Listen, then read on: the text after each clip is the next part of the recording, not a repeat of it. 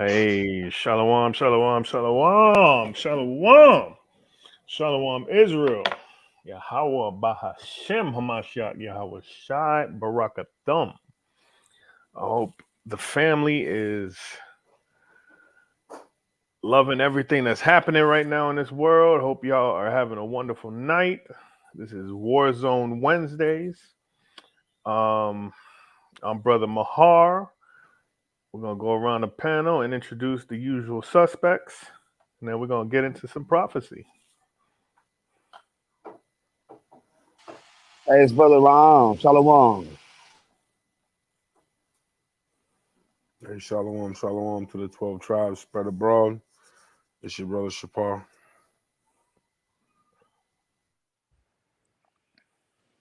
Hey, Shalom, this your brother Kazak. Shalom, Israel. Shalom, this your brother Shalak. Hey, Shalom, Shalom, Israel. This your brother Yahshua by YAHAWAH'S.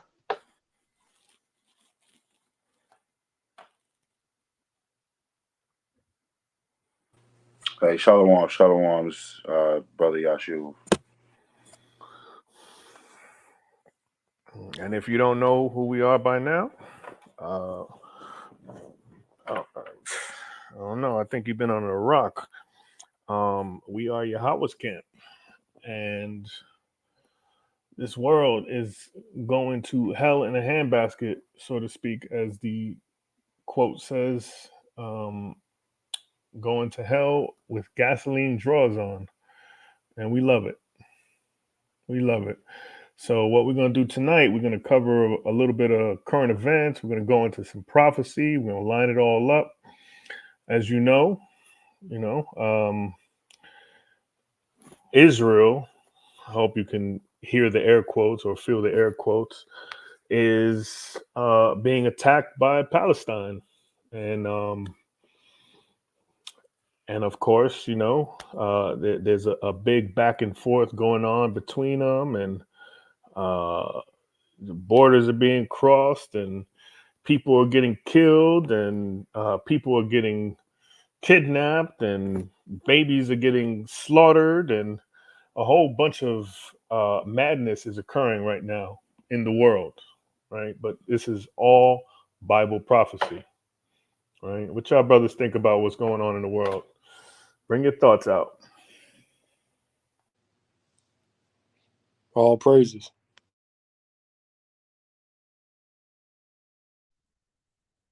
Hey, all praises to the Most High, right? The Most High, hey, he fighting for us in these last days. He got our enemies destroying each other, right?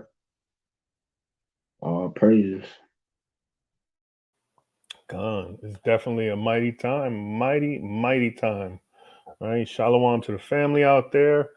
Like I said before, I hope you brothers and sisters are doing well in the spirit, keeping the commandments, honoring your heavenly Father, right? Trying to make your election sure, you know. These are some real exciting times, right? So who want to bring out the first precept? Let's see, I got some precepts lined up over here. You could go ahead and start it off, King, and then we can get into them articles I sent you. Okay, Khan. So let's see. We're gonna start off. I want to say,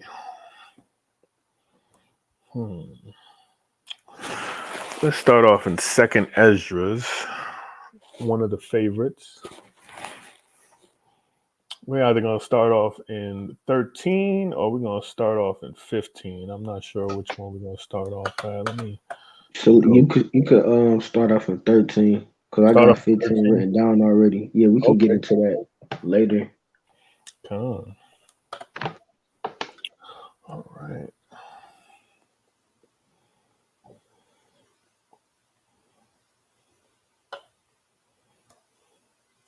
So Locky, let me pull this up real quick.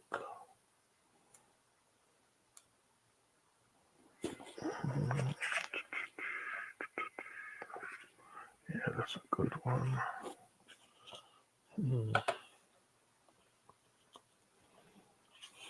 Salakia, give me 1 second. I'm just lining these precepts up.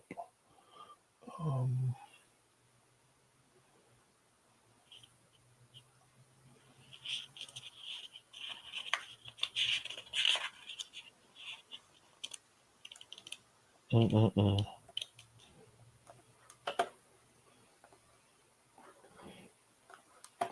Matter of fact, let's go into.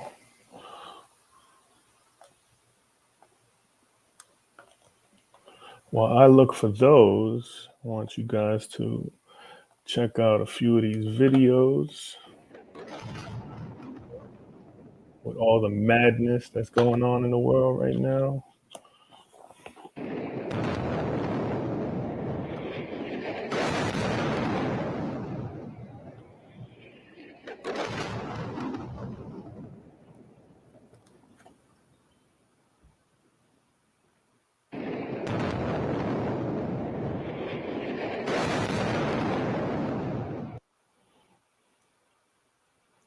Oh man.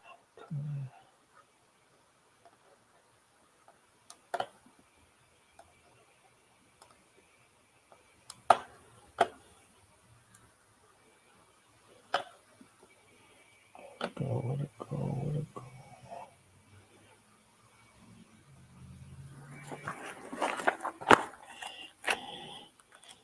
It's lucky. I think I'm in the wrong chapter. Hold on.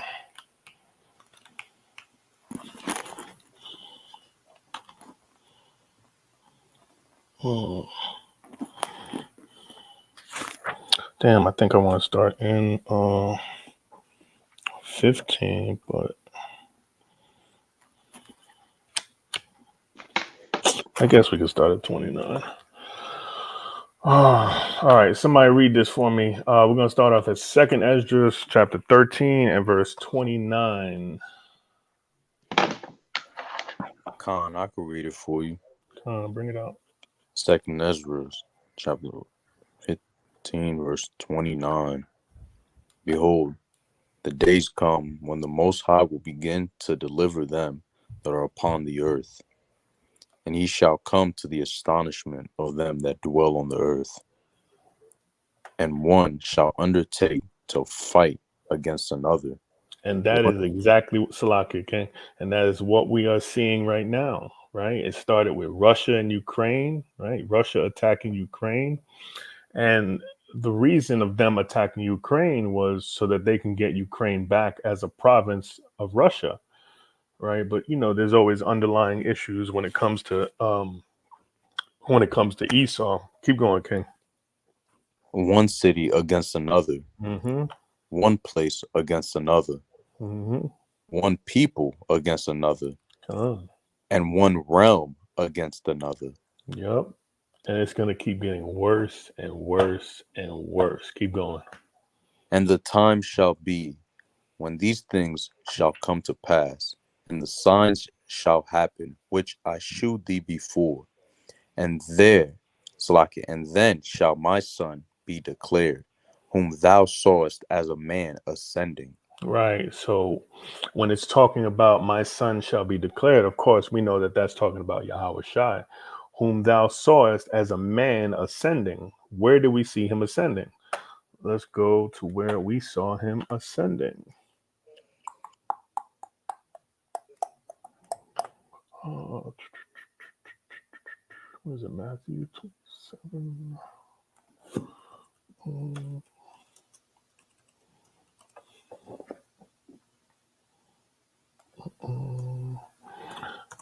Bear with me 1 second.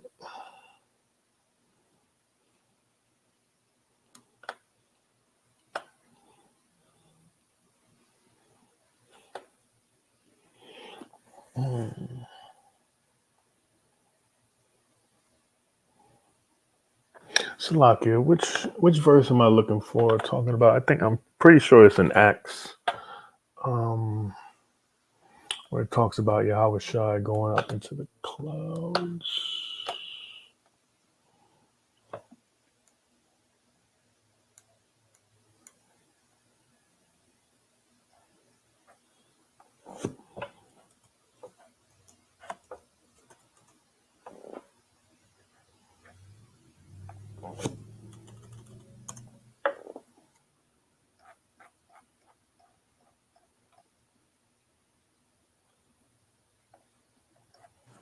It's Acts 1 and 9, brother.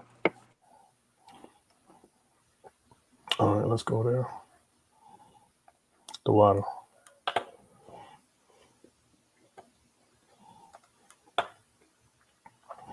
All right, so it's the book of Acts, chapter 1 and verse 9. And when he had spoken these things while they beheld, he was taken up, and a cloud received him out of their sight. And that's talking about YAHAWAH'S when he was taken up in a cloud, of course. And as you know, he's sitting on the right hand of his Father, but it's time for his return, right? Things are getting worse in the earth. Nation against nation, kingdom against kingdom. You know, we're hearing of wars and rumors of wars. We're seeing wars and we're seeing the rumors of wars. You know, these are all the beginning of the beginning of the end. So let me pull up some more videos for you. King Yashawan, you got that? You wanted to go into your second Esdras? Con, you go pull up them articles. Yeah, let me pull them up right now.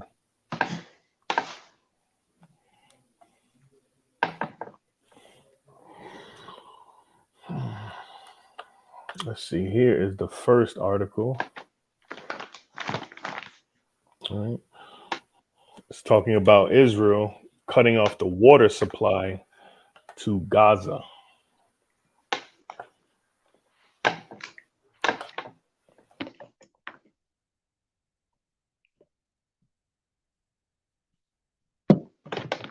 Con, you wanna can somebody read that?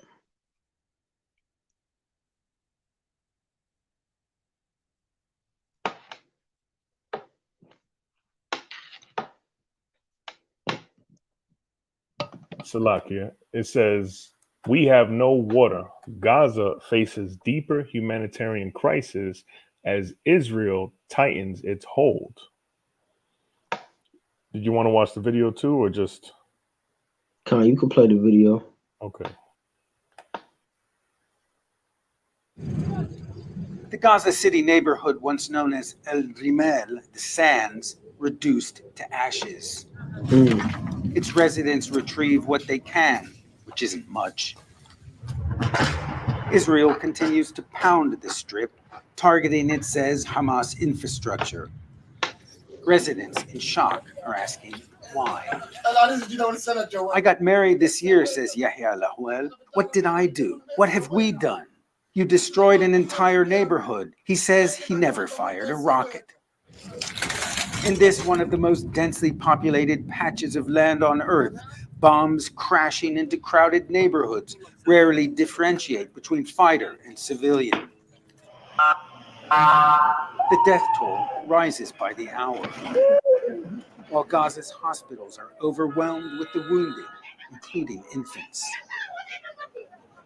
Around 40% of the population of Gaza is under the age of 15, according to the CIA.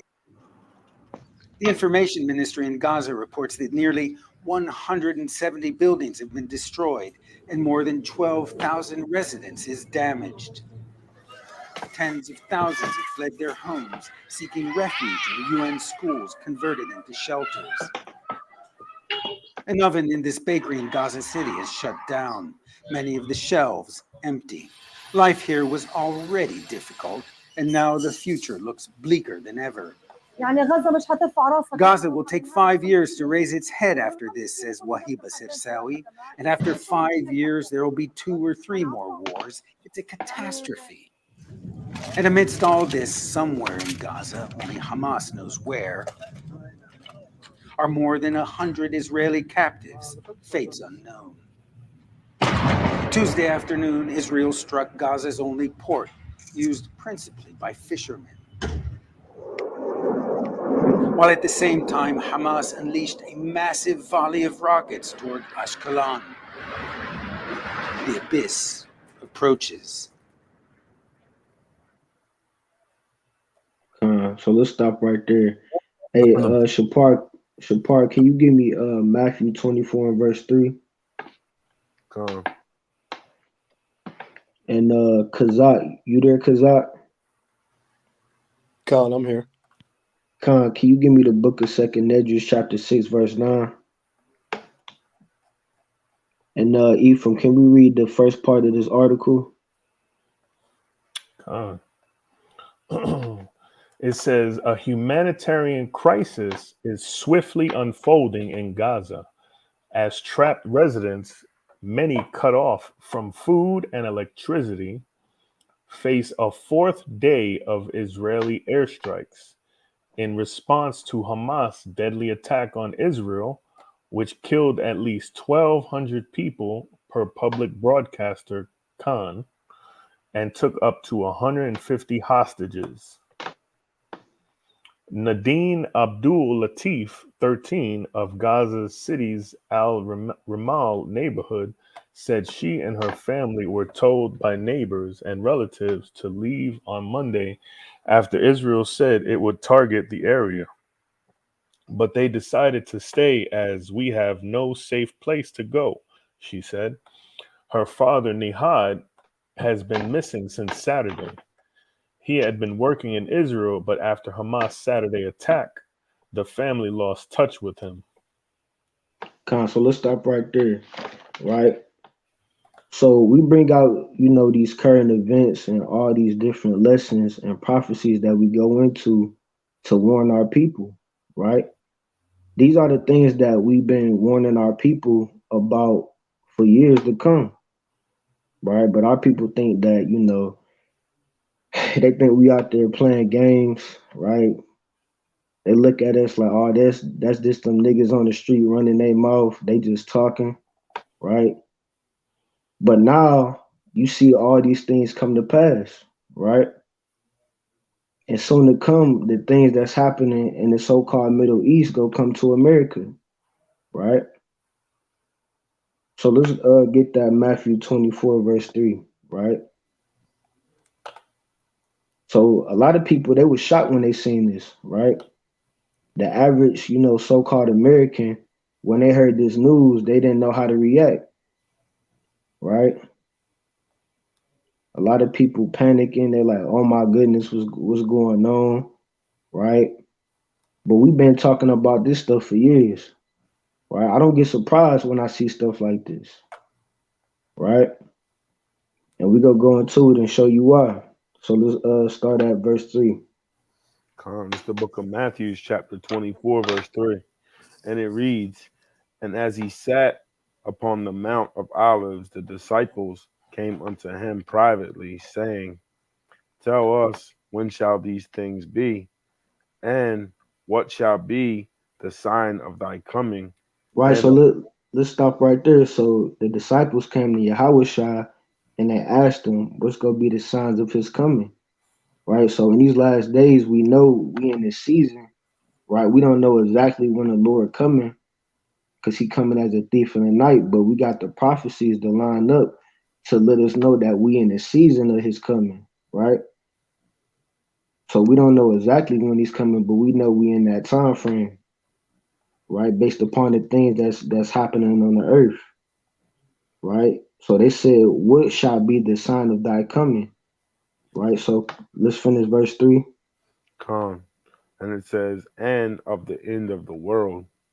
And of the end of the world, right? So they asked them when it's basically what's going to be happening in the last days when it's the end of the world, right? And we know we living in those last days right now because of the things that's happening, right? So let's read that Kazakh 2nd Esdras 6 and 9. So they asked him, what's going to be the sign of thy coming and of the end of the world, right? What is that talking about? Right, that's the world we living in right now, right? This is Esau's world, right? When you go into the history and you link up the different kingdoms and you go into the different prophecies, like even in the book of Daniel, right? When you go into chapter 2, right, chapter 7, chapter 8, when Daniel had these different visions about the different kingdoms that was gonna rule on the earth, right? So we know we living in that last kingdom, right? This is an extension of the Greco-Roman Empire, right? So bring that out in Second Ezra 6 and 9. Con, this is the book of Second Ezra, chapter 6, verse 9. For Esau is the end of the world. Right, so let's stop right there. For Esau is the end of the world. Right? So the disciples asked him, it says in verse 3, it says, and of the end of the world. What world is that talking about? That's talking about this world that we're reading about in Second Esdras. For Esau is the end of the world, right? So this is the end of Esau's kingdom, right? So let's finish reading. Con. And Jacob is the beginning of it that followeth. Right, so Jacob is the beginning of it that followeth, right? So that's telling you that our kingdom is coming up next, right? The kingdom of the saints, right? Just like Daniel 7 and 18 says, the saints shall take the kingdom, right? So how we gonna know it's the end of Esau's kingdom, right? Because that's what it's talking about. The kingdom that we in right now, this is Esau's kingdom, right? But his kingdom is coming to an end. And we can tell by looking at the things that's going on the earth and linking them up with these prophecies, right? So, Shapar, can we get Matthew 24 and can you jump to verse 5? King. It's the book of Matthew, chapter 24 and verse 5. And it reads, for many shall come in my name, saying, I am Hamashiach, and shall deceive many. And that's going on the earth right now. Right? I ain't gonna name no names, but hey, we all know it's a few people out here claiming, to be the Messiah, right? Claiming to be the Son of Man, right? So that's happening on the earth right now. So that's just one of the signs, right? Read on. Verse 6. And ye shall hear of wars and rumors of wars. See Right. that. So let's stop right there. And ye shall hear of wars and rumors of wars. And we bring this out all the time, right? And we go keep bringing it out because that's talking about the things that's going on the earth right now. We literally living in the times where all you hear about is wars and rumors of wars. That's all you hear about, right? We hear about all the wars and rumors of wars going on with the United Nations, right? You got Russia, Ukraine, China, and Taiwan, right? Now you got Israel and Palestine, and this ain't nothing new. They've been going at it for years. So just a few years ago, they was going at it, and for those who can remember, that was out here in Raleigh. They had the Palestinians was out there marching right here in downtown Raleigh, right? So they been going at it, right? And we go get into it a little later because that just goes to show you that that land don't belong to neither of them nations, right? And that goes to show you that God's chosen people is not living in that land today, right? So let's finish reading.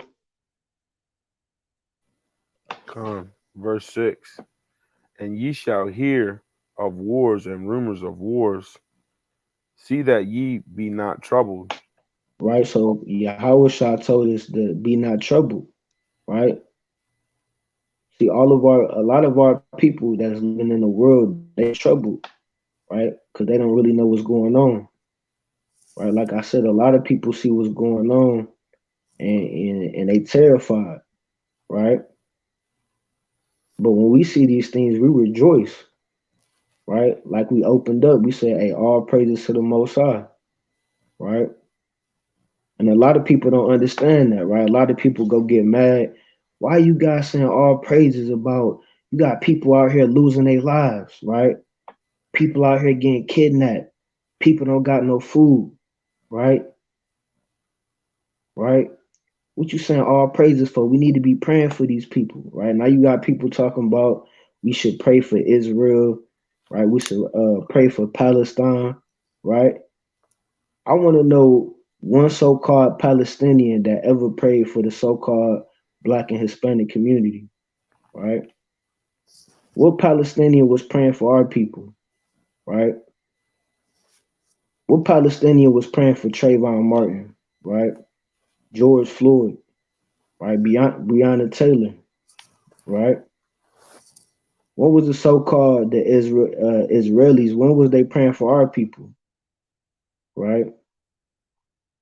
Right. So we rejoice. Hey, the Lord said, "Be not troubled," right? So we're not troubled in these times, right? We're rejoicing in these times to see the destruction upon our enemies, right? So let's read on. Come. For all these things must come to pass, but the end is not yet. Right. For nation shall rise against nation, and kingdom Right. against. So we got nation against nation, right? And that's what you see in the so-called Middle East. You got all these different heathen nations going to war. And this is just the beginning, right? So you got nations rising up against nations and kingdom against kingdoms, right? Right, you got two nations fighting over a land that don't belong to neither one of them, right? So that's why that destruction is happening, right? That's why we not go pray for the Israelis, right? We not go pray for the Palestinians, right? Right. The only thing we go pray for is pray that they continue to destroy each other, right? So let's read on. Come. For nation shall rise against nation, and kingdom against kingdom, and there shall be famines and pestilence and earthquakes in divers places. So let's stop right there. And there shall be famines, right? What we just read in that article. Matter of fact, Ephraim, let's go back to that article real quick. What does the Lord say? Nation go rise against nation, right? You go hear of wars and rumors of wars, right? And it's gonna be famines, right?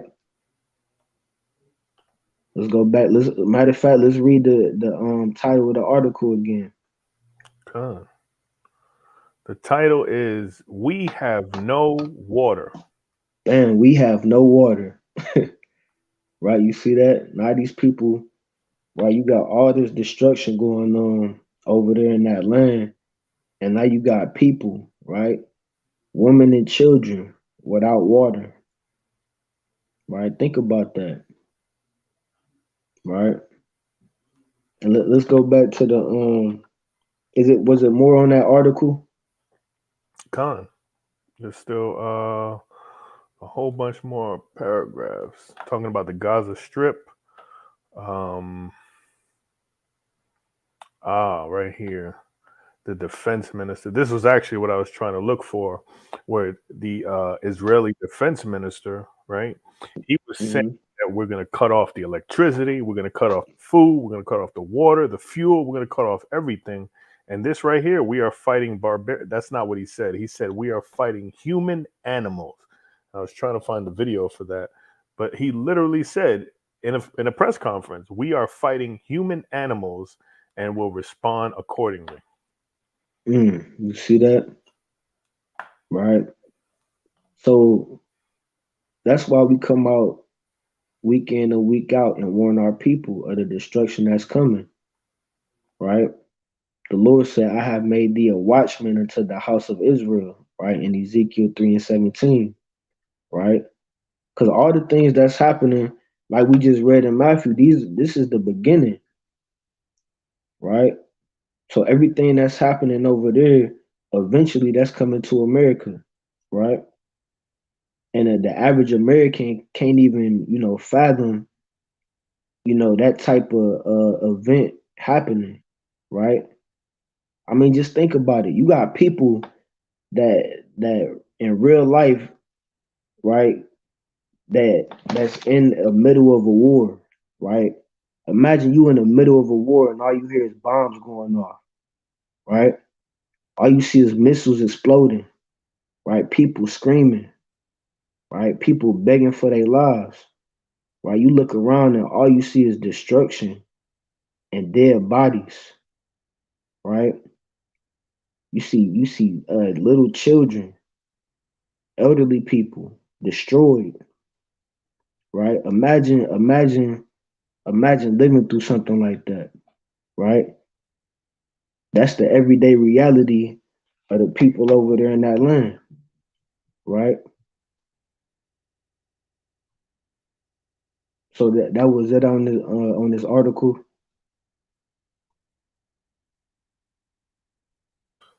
I believe so. Yeah, then they just start talking about the family members and how everything was happening and how everything is literally going to deteriorate tremendously. Right? It's just going to get worse from here. Con, right? And what I sent you another article, right? Yeah, you sent me.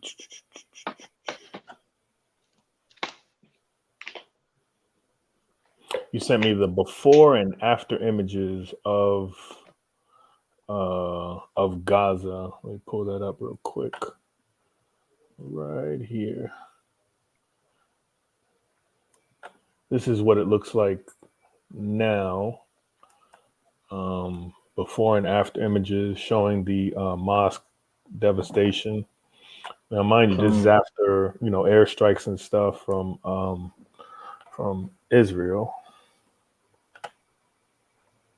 that's Before crazy. and after. Before Hmm. and after. Right, and you see that? imagine waking up and that's the first thing that you see, right? All you see is destruction, right?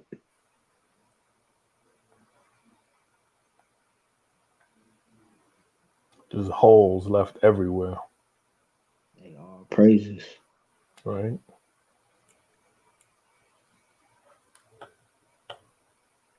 right? So let's get back to that Matthew 24 and let's read verse 7 again. Con, the book of Matthew, chapter 24, verse 7. Salaki, hey Ephraim, you got that video I sent you to? Let me pull that up. You want me to pull it up now, or you want me to wait a little bit? Con, you can pull that up now Okay. while we reading this. It happened late at night when most people were asleep. There was no warning. All right, so let's stop right And there. So let's finish verse 7.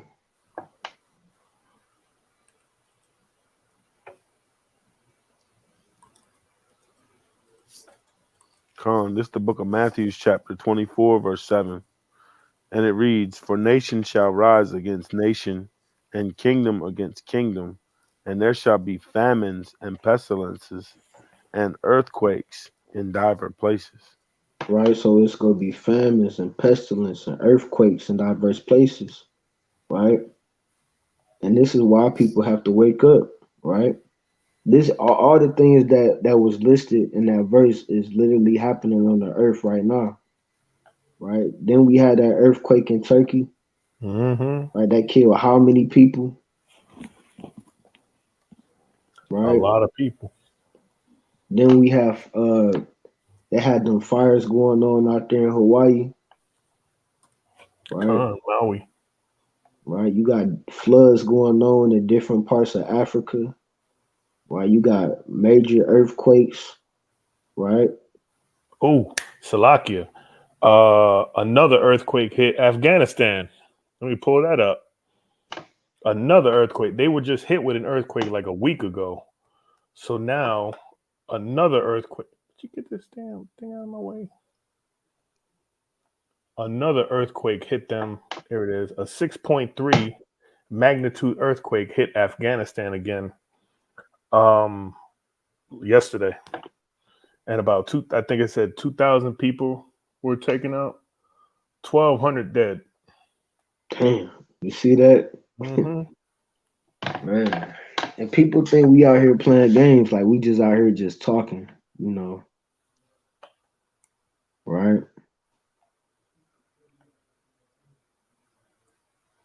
Hey, Hey, Salakia, you know, Brooklyn just flooded. India, I think India had some earthquakes and some natural disasters, and mm-hmm.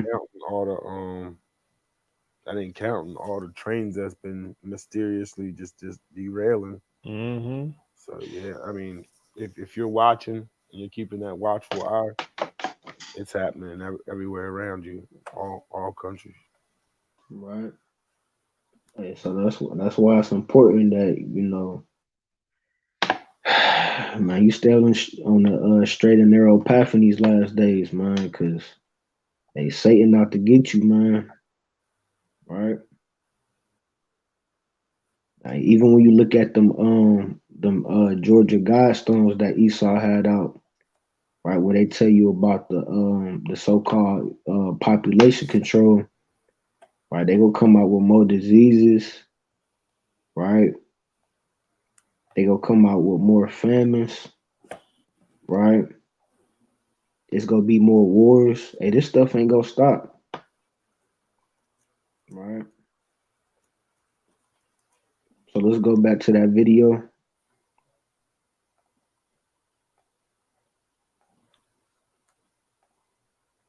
Right, this is nonstop every other day. Mm-hmm. Right, every other day is something going on, and you got large amounts of people getting destroyed at one time. Right, when have you ever? I mean, you got to ask yourself, like, when have you ever seen upon the face of the earth so many people just taken away in the blink of an eye?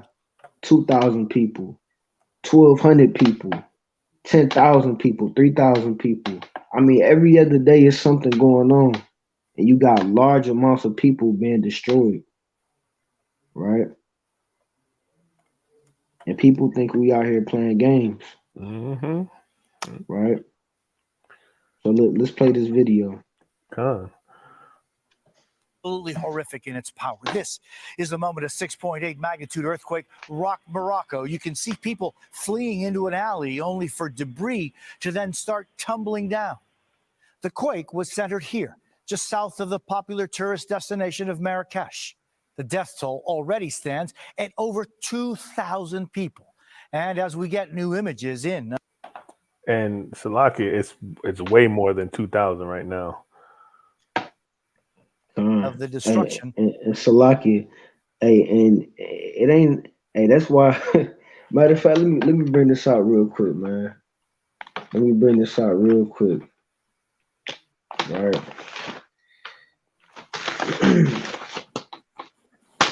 I'm gonna bring this out real quick in Nehemiah. Mm-hmm. Right. This is the book of Nehemiah, chapter 1, verse 5. It says, "And said, I beseech thee, O Lord God of heaven, the great and terrible God." Right? Hey, the Lord has the title as the great and terrible God for a reason, right? I mean, what can you do? What can you do about stuff like that? How can you stop that? Like a major earthquake, right? You get caught up in an earthquake, it ain't nothing you can do about it. Shoot, the only thing that can save you is the Lord, Mm-hmm. right? You ain't got no way out, right? And you better start fearing the Lord, right? Whose name is Yahawah or YAHAWAH'S, right? You got people out here that say that, hey, they don't fear the Lord, Mm-hmm. right? You got people out here that don't believe in the Lord, right? Hey, the Lord is the great and terrible God. The Lord is destroying people, right? And they don't got no way out, right? How the hell you go survive an earthquake, right? How the hell you go survive a flood, a major flood, right? You got bombs and missiles popping off, right? That's crazy, man. Yeah, real crazy. I got a precept. Khan, go ahead, bring it out. Con, and quick, right before I read that, I was gonna say, just like how we talking about the earthquakes and stuff. Yeah, the one that happened in Turkey, that was over 50,000 people that died. Mm-hmm. but yet, God don't exist. Right. This is my precept, Malachi 1:14. But cursed be the deceiver, which hath in his flock a male, and voweth, and sacrificeth unto the Lord a corrupt thing. For I am a great king, saith the Lord of hosts, and my name is dreadful among the heathen. Mm-hmm. Break it See down, that? King. Con, straight.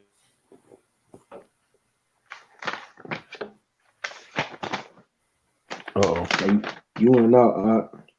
I think his phone was breaking up. Yo, can y'all hear me? Con. Okay, man. My phone been freezing. But yeah, the only people that get that mercy from Yahweh are the children of Israel. If you a heathen, the Lord is nothing but dreadful and terrible to you. And that's what we're seeing amongst these other nations. Death and destruction is happening to them. Hey, And Salakia, can I bring a precept out real quick? Go ahead. This is Jeremiah 3:23. It says, truly in vain is salvation hoped for from the hills and from the multitude of mountains. Truly in Yahweh, our power is the salvation of Israel. And that was just going into what the brother Shalak was bringing out. Like, salvation is for Israel, and the heathen are getting punished for their iniquities right now. Mm-hmm. Now you. Praising. You see that? Right? And that's powerful too. Hey, matter of fact, can you bring that out again? Kazak. Come. This is Jeremiah 3:23. Truly in vain is salvation hoped for from the hills and from the multitude of mountains. So let's stop right there. It says, truly in vain is salvation hoped for. And when they talk about the hills and the mountains, that's going into, the different kingdoms of the other nations, right? So it says, truly in vain is salvation hoped for.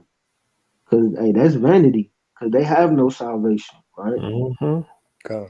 Right? These people' future is death, destruction, and captivity, right?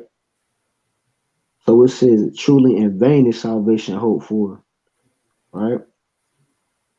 And everybody say, well, all you have to do is believe on the Lord, right? But what does that mean, right? Mm-hmm. How many of them Palestinians was praying to their God? How many of them Israelis was praying to their gods? And then they end up being destroyed, right? Right? So these other nations, they have no true God, right? The God of the Israelites is destroying them, right? The same way he destroyed Pharaoh and his army, right? The same way he destroyed all the other nations that destroyed his people, right? So let's finish that off in Jeremiah. God, it says, truly in vain is salvation hoped for from the hills and from the multitude of mountains. Truly in Yahweh, our power is the salvation of Israel. Right, the salvation of Israel, right? And we're gonna get into it a little later, but that's how you know that the people in that land, not the true people of the Bible. It says the salvation of Israel, the God of Israel, right? If the Lord is their God, why is the Lord allowing them to be destroyed? Right? Why is the Lord allowing them to get kidnapped? Right? We got to make it make sense. Right? You got the people in that land that's claiming to be the children of the Lord. Right? That's claiming to be the descendants of Abraham, Isaac, and Jacob. Right? So let's get back. Did you finish that video, Ethan? Let me put it back on. Quick question though. Did you? Well, no. We'll go at after this. I'll bring it up after this. It's clear that number is only going to rise. Now it is a race against time to save those trapped in buildings and try to get to the hardest hit areas that are cut off from the rest of the country. Many, including American tourists, now sleeping outside, fearing more aftershocks. The State Department late today confirming some Americans were injured. We have two reports tonight, beginning with Matt Bradley. Security footage showing the rumbling, the shaking, and then the screaming as a 6.8 magnitude earthquake struck Morocco. Moroccans are now struggling to reach survivors thought to be buried beneath rubble. It's the most powerful to hit Morocco in more than 100 years. I mean, come on, man. You cannot tell me that this is not the Lord, right? Like, how would you react if you were just sitting there, at work or, doing something, and then all of a sudden the ground underneath you just starts shaking violently? Like, how would you really react? I couldn't imagine a situation like that. But hey, that's what's coming to these other nations, man. And even the wicked of our people that don't want to repent, they go meet the great and terrible God, right? But no, that was all I wanted on that video. Okay, come. All right. But we go finish this off in Matthew, and we go get into some more. Unless you had some, Ephraim. The only thing I had was the Georgia Guidestones. That's all I had. I wanted to show, for all the people that didn't know what the Georgia Guidestones is about. Essentially, it is the plan of, the elites, right? And it's so funny, maybe about a year or two ago, for some crazy reason, somebody somehow blew it up with a bomb, right? Now, mind you, this is a security, like a secured location, right? They have 24-hour security watching this place all the time, right? But these are the Georgia Guidestones, and they're not there no more because of the bomb. But essentially, what it is it's a set of commandments. But it's not commandments from the Lord, right? It's commandments from man. And I'm going to read a couple of the commandments off. It was brought out in June of 1979. And the person that donated them, his name is R.C. Christian. That is hilarious if you think about it. But whoever that person is had these built, right? But when you go into the so-called commandments, it's written in 8 different languages: in English, Spanish, Swahili, Hindi, Hebrew, Arabic, Chinese, and Russian. And some of the commandments are to maintain humanity under 500 million. We have about 8 billion people in the world right now. And they want to keep humanity under 500 million. How that's going to happen? I guess we're seeing that right now. Rule with passion, faith, tradition, and all things with tempered reason. Okay. Balance personal rights with social duties, whatever that means. Be not a cancer on the earth. Leave room for nature. Yet when you go through the world, the only person that's actually being a cancer in this earth and not leaving room for nature is Esau, right? How many forests has this devil destroyed? How many neighborhoods has he destroyed? How many animal sanctuaries has he abolished? Right? How many people has he put through intense subjugation? Right? He puts everybody through subjugation. Everybody. And we're not even talking about slavery times. Right? But yet we're crazy when we're out there telling the devil to his face that he is the devil. He just doesn't know it. Right? Salaki, go ahead, King. Go back to that. You said Matthew 24. No, you good. Um, yeah, let's finish that Matthew 24. I think Shapar had it.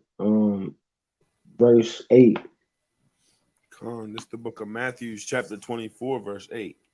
And it reads, all these are the beginning of sorrows. Then shall they deliver you up to be afflicted. So lucky. So let's stop right there. So all this is the beginning of sorrows, right? Like the brother was going into, right? Right. So you got great destruction happening upon the earth, right? So let's jump down to verse 21 in that Matthew 24. This is the book of Matthew, chapter 24, verse 21. For then shall be great tribulation, such as was not since the beginning of the world to this time. So let's No, stop right there. So it says, for then shall be great tribulation, such as was not since the beginning of the world, right? Because like I said, every other day, every other week, something is going on. Right? You got, these so-called natural disasters, right? You got all these different diseases and plagues, and right, you got stores shutting down where you can't get food and water, right? You got all these different wars going on around the earth, right? You got a mass number of people getting put to death left and right, right? So you never really seen nothing like this on the earth like that, right? Like I even in what's that second Ledgers? I think what's that chapter 5? I think. Let me see. You said second Ezra 5. Y'all gonna read it real quick. Second Ledgers 5:1. It says, nevertheless, as concerning the tokens, and the tokens is talking about the different signs that the Lord is showing us, right? It says, behold, the day shall come that they which dwell upon earth shall be taken in a great number, right? So we bring these things out all the time, right? Those that dwell upon the earth is being taken in a great number, right? You got 40, 50,000 people getting put to death in an earthquake, right? You got tens, 20s, 30s people getting put to death in mass shootings, right? You got people getting put to death in wildfires, right? You got wars happening. You got bombs, grenades, and missiles going off, right? 2,000, 5,000, 10,000 people getting put to death in earthquakes and floods, right? Hurricanes, right? So you said those upon the earth being taken in a great number, right? So let's go back to Matthew 24. And Salaki, just to add on to your just to land me back off of you. So not on just because a person is not getting put to death or put to flight doesn't mean that they're going through any like we have people out here in the States that are starving, right? We got people in the States, our people who don't know where their next meal is coming from, right? Before the whole pandemic, they were able to put food on the table. But now, since the Lord is starting to visit this place more and more, now all of a sudden these same people don't have food for their tables, right? Some people can't even feed their families, right? Some people are Right. living worse than paycheck to paycheck. Con. That sounds Right. like destruction to me. Con, that's right. Right. Right. All around the earth. Right.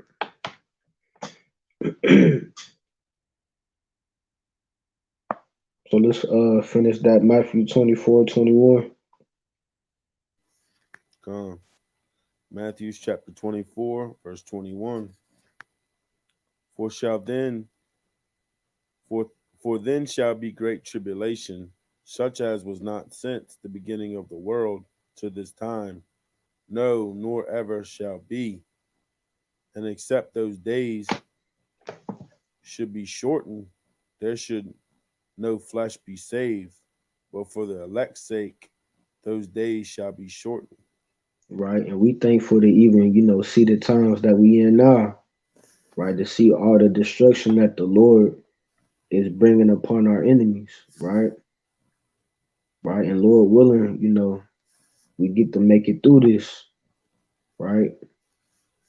To see that great day where Babylon the Great is destroyed, right? And we, Lord willing, we get to be delivered from this captivity, right? So look, Kazak, can you give me second Edges 9:1? God, okay. And Shalak, can you give me second Edges 15:5? On 15:5. Let me get there real quick.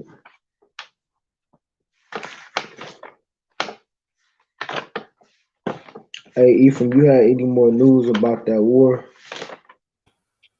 Oh, I'm sure. I got plenty of other videos. I just got to put them all together, and get them ready and line them up. I should be able to have it ready by the time you're done reading these scriptures. All right, so let's get that second Edges 9:1. It's the book of Second Ezra, chapter 9, verse 1. He answered me then and said, measure thou the time diligently in itself. And when thou seest part of the signs past, which I have told thee before, then shalt thou understand that it is the very same time wherein the highest will begin to visit the world which he made. Right, so in these last days, the Lord said we got to measure the time diligently, right?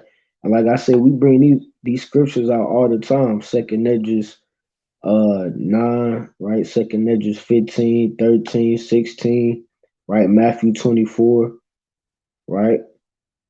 And like I said, we gonna keep bringing it out because all these things line up to what's going on the earth right now, right? So that's how we measure the time that we living in, by these prophecies, by the things that the Lord said was gonna happen on the earth and the times we living in, right? So let's read on. Verse 3. Therefore, when there shall be seen earthquakes and uproars of the people in the world. So let's stop right there. We just showed y'all, right? Earthquakes, right? All over the place, right? What was that earthquake you just pulled up, Ephraim? Oh, that was in Afghanistan. Right, in Afghanistan, right? You got earthquakes. These and these ain't no regular earthquake. These massive earthquakes, right? You got some of these earthquakes breaking world records. Like they coming out saying like they haven't even recorded an earthquake that's been going on, these earthquakes, right? They talking about the biggest and the most, the largest in 100, 200 years. Right. So I mean, this is not a coincidence, right? These things happening for a reason. The Lord is trying to show us something, right? But hey, it's up to his people to hearken, right? Hey, some people not go hearken until these things gotta happen, right? That's why we read in Matthew 24, the Lord said these things must come to pass, right? It's sad to say, but some of these things gotta happen for our people to wake up, right? Everybody not the same. See, we was blessed that the Lord revealed these things unto us, you know, at a before, right? But some of our people, it might take it might take a lot for them to wake up, right? Some of our people got to see more destruction. They got to see more wars, right? Sometimes it got to hit home for our people to really wake up and realize what's going on, right? So let's finish that off in verse 3. Well, Con, Salat, let's read verse 3 again. con. This is 2nd Ezra chapter 9, verse 3.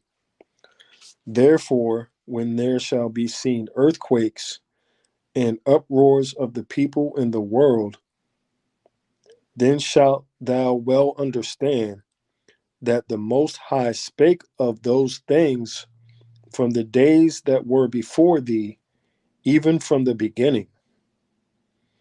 For like as all that is made in the world hath a beginning and an end, and the end is manifest, Right, so even let's so. stop right there. So it says, for like as all that is made in the world have a beginning and an end. Right. So like we just brought out, earlier, going into, the different prophecies about, you know, this is, being the end of the world for Esau, right? Going into the Daniel chapter 2 and chapter 7, right? Going into Daniel's vision, right? Showing you that this is gonna be the last ruler kingdom before the kingdom of the saints, right? So every kingdom had a beginning and an ending. When you read the scriptures, it's only one kingdom on the earth that's not gonna have an ending, right? The kingdom of the saints, right? Because it said when the saints come back in the power, right, we go rule forever and ever, right? When we look at all the other kingdoms, right, Egypt had a beginning and an ending, right? Assyria, right? The Persians and the Medes, right? The Babylonians, the Greeks, the Romans, and now it's time for this kingdom, right?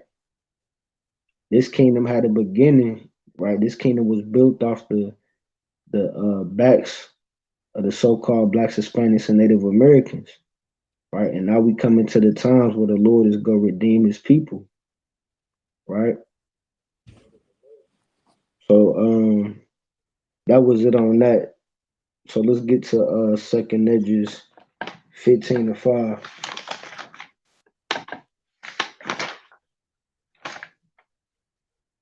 Khan, I'm ready when you are out.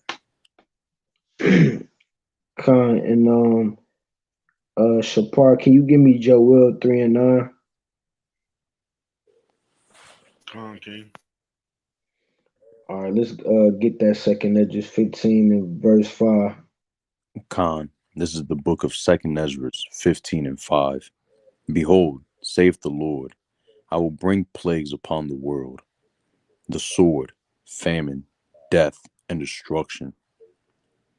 For wickedness hath exceedingly polluted the whole earth. So let's stop right there. So it says wickedness have exceedingly polluted the whole earth, right? So even when you look at what's going on in that land, what they call Israel now, right? Hey, I ain't gonna lie, them Israelis, man, they be having that. They got one of the biggest pride parades in that land, right? But that's supposed to be the holy land, right? These the people that claim to be the chosen people, right? But they got the biggest pride parade in the world in that land, and you wonder why the Lord is destroying it, right? So it says that wickedness have exceedingly polluted the whole earth, right? So let's read on. And their hurtful works are fulfilled. Therefore, saith the Lord, I will hold my tongue no more as touching their wickedness. Right, so the Lord said He ain't gonna hold His tongue no more, right? And the Lord said He been letting this slide for too long. Right now, it's time to take action, right? These people been getting away with this for too long, right? Stealing our identity, right? Stealing our language, stealing our land, right? Now they proclaiming to be the chosen people, right? So the Lord said He not gonna hold His tongue no more. So in these last days, it's gonna be revealed unto the world who are the true children of the Lord, right? And the wicked is gonna get exposed, right? So let's read on. Which they profanely commit, neither will I suffer them in those things. in which they wickedly exercise themselves. Behold, the innocent and righteous blood crieth unto me, and the souls of the just complain continually. Right? So that's talking about the blood of our forefathers, right? Right? Like I said, the Lord, you really think the Lord was gonna let these devils get away, right? With proclaiming to be his chosen, right? Ah, Right? And the Lord not gonna let that slide, right? All the death and destruction that Esau put on our people, right? Murdering millions of our people, stealing our land, right? The Lord has to bring judgment upon his enemies for what they did to his chosen people, right? So let's read down to verse 9. Verse 9, and therefore, saith the Lord, I will surely avenge them, and receive unto me all the innocent blood from among them. Right? So we believe in justice, right? The Lord said he go avenge us. So like I said, that's why we not crying about what's going on in the land of Israel, right? We rejoicing, right? So we say all praises to the Most High, right? See, a lot of our people they don't know what's going on. They talking about pray for Israel. Well, our people always want to pray for everybody else but each other, right? Every time something going on with these other nations, oh, we gotta pray for them. Oh, let's pray for Palestine, right? They was saying that a couple years ago. They was like, pray for Palestine, pray for Palestine. And you had the Palestinians that had a protest out here in Raleigh downtown, and you had Jakes walking with them in the crowd, talking about pray for Palestine, right? make it What the make hell sense. You said, huh? I said, make it make sense. Right, shit. It don't make sense, right? But hey, that's our people, man, right? We always want to side with the enemies, right? So you had the Palestinians out here, right, marching. You had, our people in there. Yeah, pray for Palestine. Pray for Palestine, right? Right. We always want to support these other nations, right? Right. But the true servants of the Lord, and we want vengeance, right? And we want the Lord to destroy all those heathen nations, right, that took over our land, that's fighting over our land, right? So that was it on that.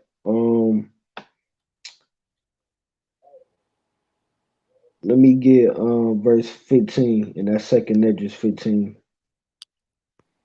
Con, 2 Ezra 15, and verse 15.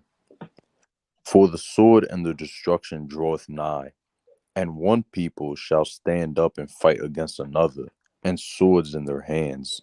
So let's stop right there. And you see that going around the whole earth. One people standing up to fight against another, right?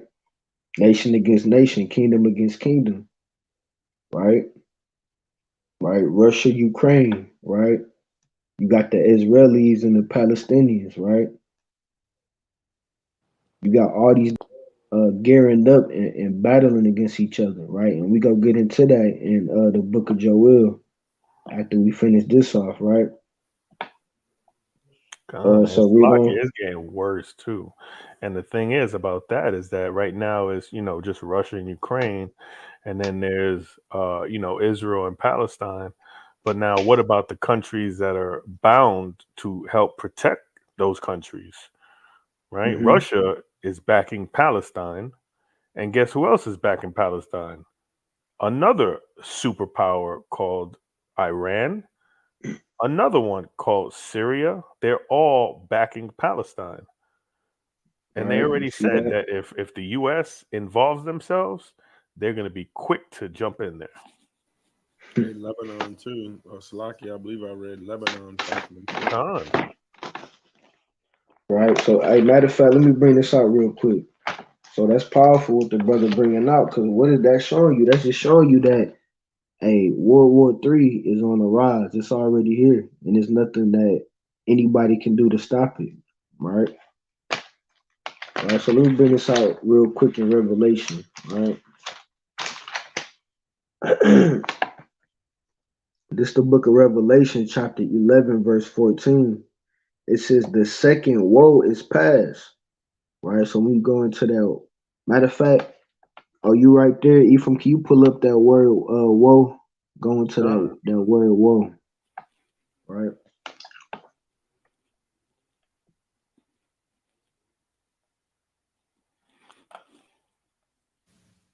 Strong's G 3759. Uai. Uai. That looked like to me, ooh, like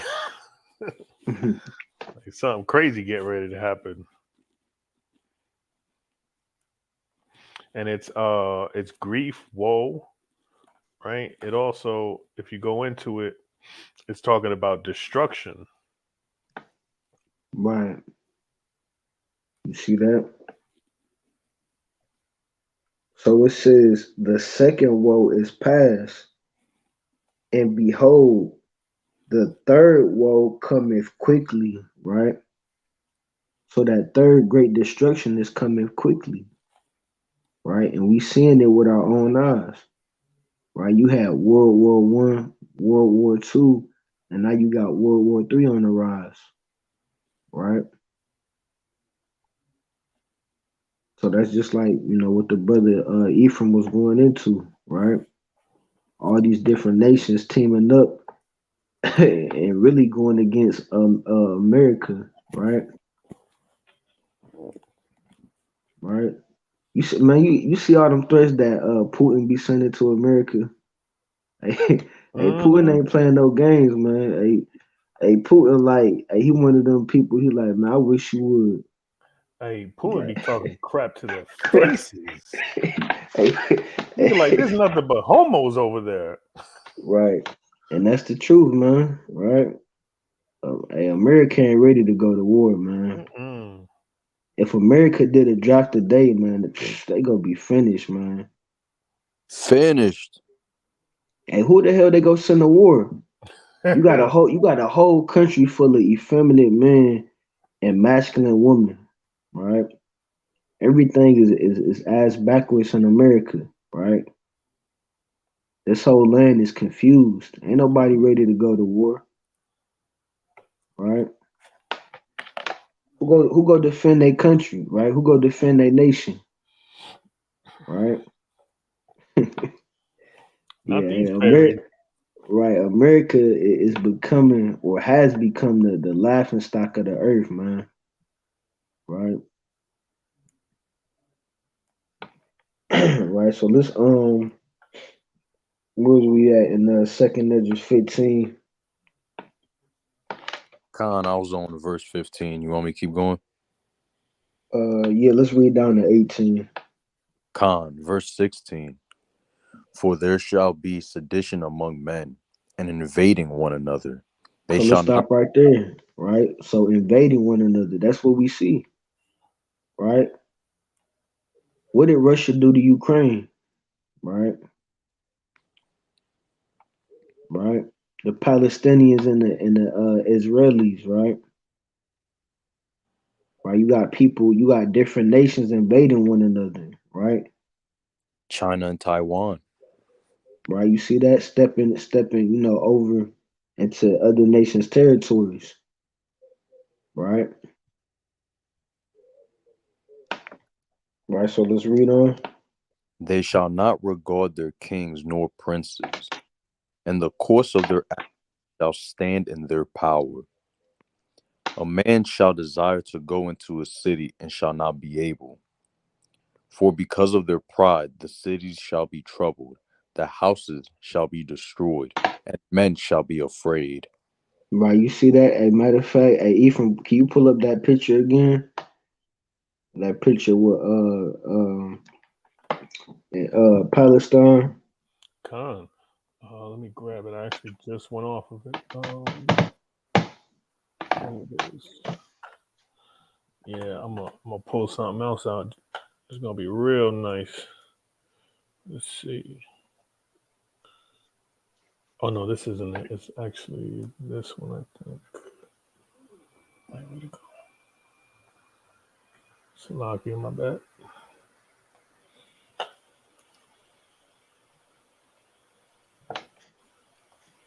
Here it is. The before and after images. Right. You see that? So what is this showing you? This showing you that this Bible is a true prophetic book, right? But we just read 2nd Neges 15 and 18. For because of their pride, and really, hey, both of these nations is prideful, right? Like I said, they fighting over a land that don't belong to neither one of them, right? Trying to have control and power over a land that don't belong to you, right? It says, for because of their pride, the city shall be troubled, the houses shall be destroyed. And what we've been looking at the whole time, right? Looking at all these different videos and pictures, right? You see all these places destroyed, right? What that one guy said on that video? He said that was working at that one spot. He said, I can't get jiggy to this shit. Right? And he said, and he was like, man, I ain't do nothing to nobody, man. Right? What did I do to deserve this? Right? And the Lord judged nations of people, right? And you gotta pay for all the wickedness that your people did, man. Right? He said, well, I don't deserve this, man. Right? You got all this destruction, right? People complaining, right? But hey, that's what happened, right? Right? So that's what's gonna happen in these last days, right? It says houses shall be destroyed. All you see is death and destruction, right? And it says, and men shall be afraid, right? So you got people taking other people hostages, right? You see in that article we brought out earlier, people out here without food and water, without shelter, right? Hey, it's getting bad out here, right? But really, this is a wake up call for our people. Hey, you better repent, right? All right, so that's why we got to bring these things out, right? Right. So hopefully our people paying attention to what's going on. All right. So let's bring this out in Joel 3 and 9.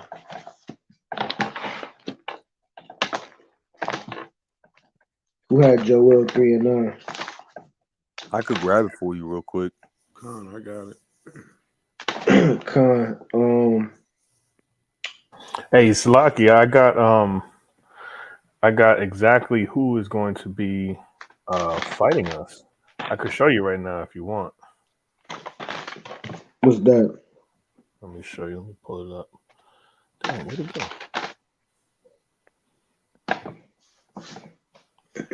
Oh, this thing. And I'm gonna get a few more Ephraim, and I guess if you got something else, we can bring it out. Let me show you exactly who's going to be fighting the war for them.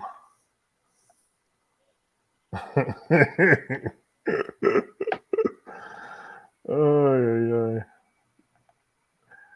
This is gonna be who's fighting their war for them. Oh man. Ma'am. It is ma'am. You need to settle down and mind your business, okay? Ma'am, once again. Damn. No, you said sir. Once again, it's ma'am.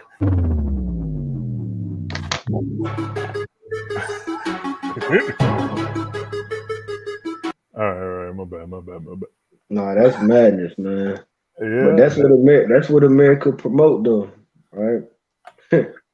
That's the people that's gonna be battling for you for this American country, right?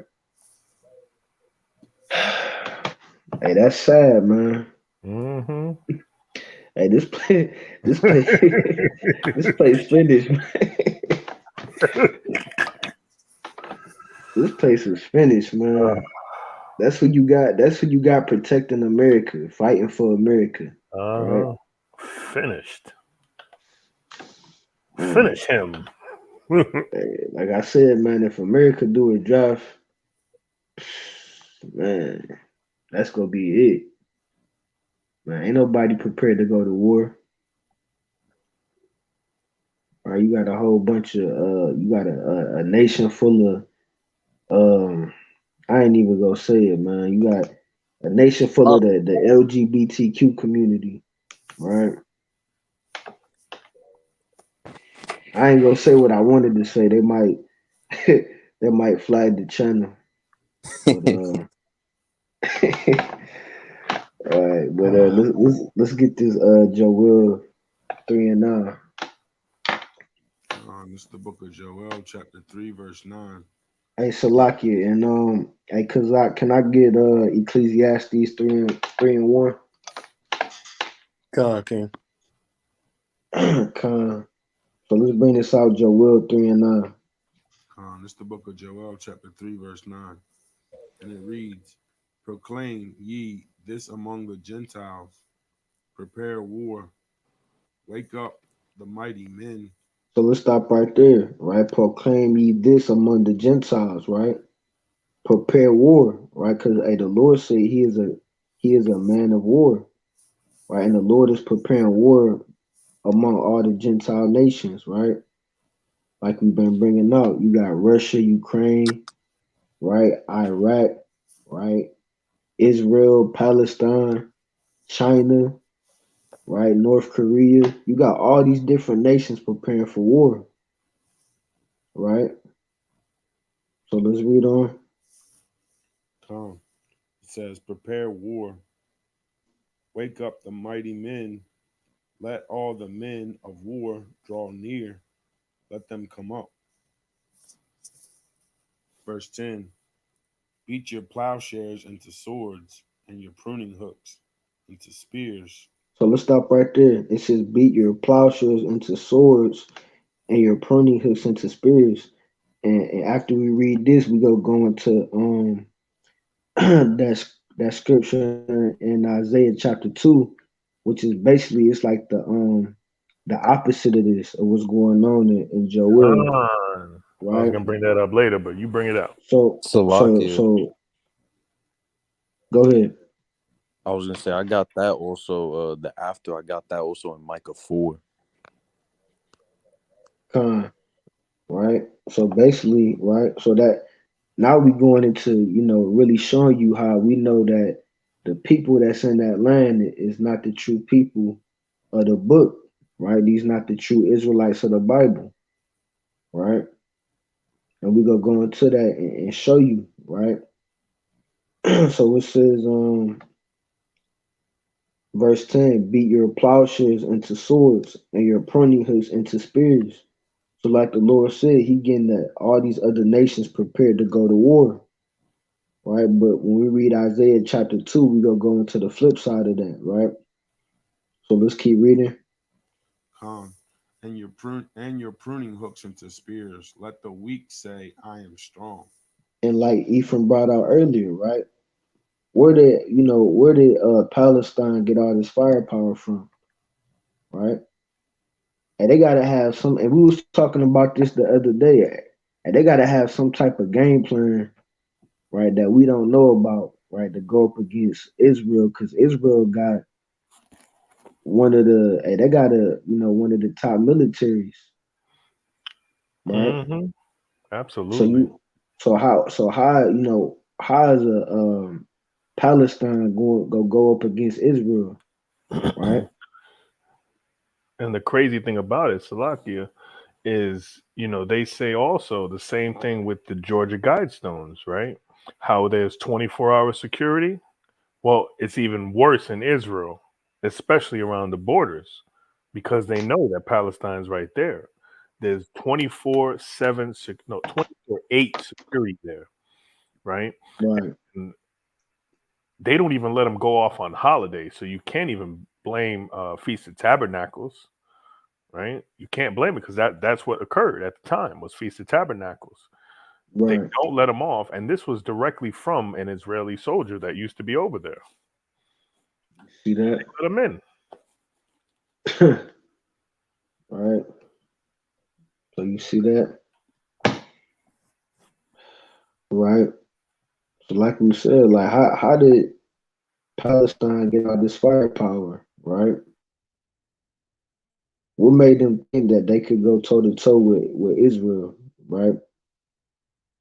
Like the Lord said, let the weak say, I am strong, right?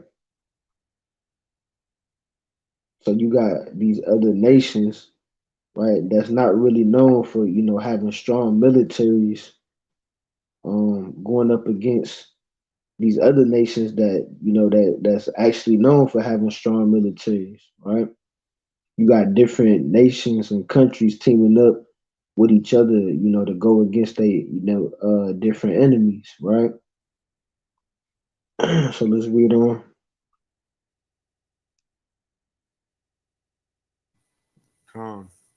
Verse 11. Assemble yourselves and come, all ye heathen. Gather Right, you yourselves. see that? So that's how you know who the Lord is talking about. He says, assemble yourselves and come, all ye heathen, right? Read on. Come, and gather yourself together round about. Thither cause thy mighty ones to come down, O Lord. Let the heathen be wakened and come up to the valley of Jehoshaphat, for there will I sit to judge all the heathen round about. And that's what you're saying happening right now. The Lord is judging all the heathen round about, right? The Lord is bringing destruction upon our enemies, right? Read on. Come, verse 13. Put ye in the sickle, for the harvest is ripe. Come, get you down, for the press is full. The fats overflow, for their wickedness is great. Multitudes, multitudes in the valley of decision. Right, For so that multitudes is talking about all the different armies of the heathen nations, right? Read on. multitudes in the valley of decision. For the day of the Lord is near in the valley of decision. The sun and the moon shall be darkened, and the stars shall withdraw their shining.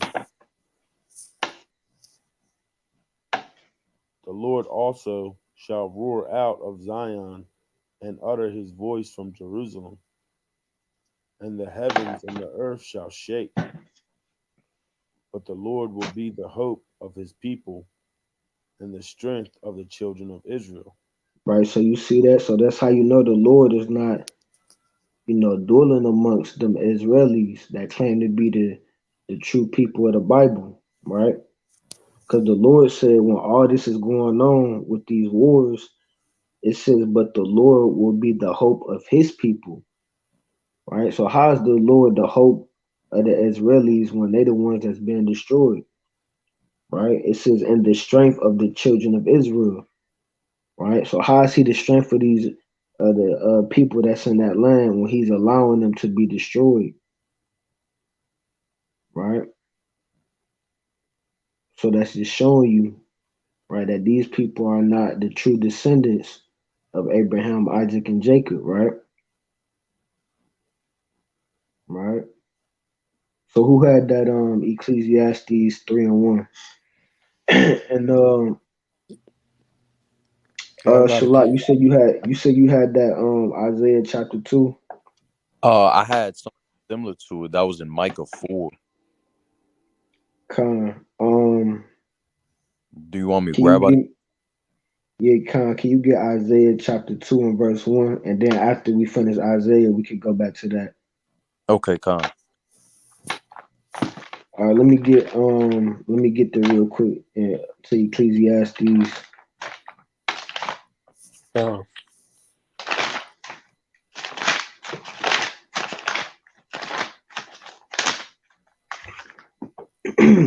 All right, let's read verse 1 and then we go jump to verse 8. Okay, Con.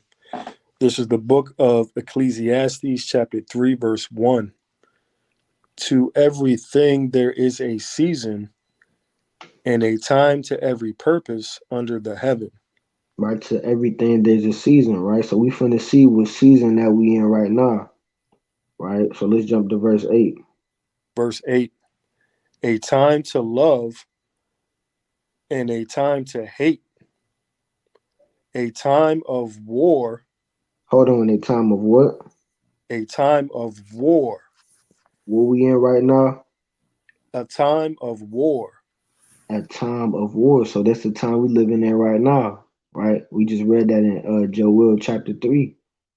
What you saying right now is a time of war, right? We read that in Matthew 24, right? You go hear wars and rumors of wars, right? So right now, and inside of a lot of our people don't see it and don't understand it, but right now we in a time of war, right? Like Ephraim said, it's only gonna get worse and worse, right? So let's read on. Con, a time of war and a time of peace. In a time of peace, right? And we go into that Isaiah chapter 2, and we go see when it's gonna be a time of peace.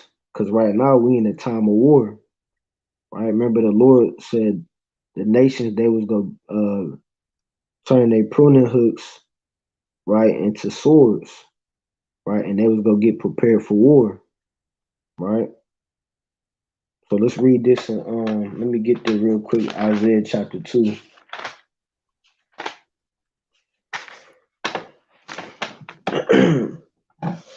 All right, let's get Isaiah chapter 2 and let's read down to verse 5. All right, Khan. Isaiah chapter 2 and verse 1.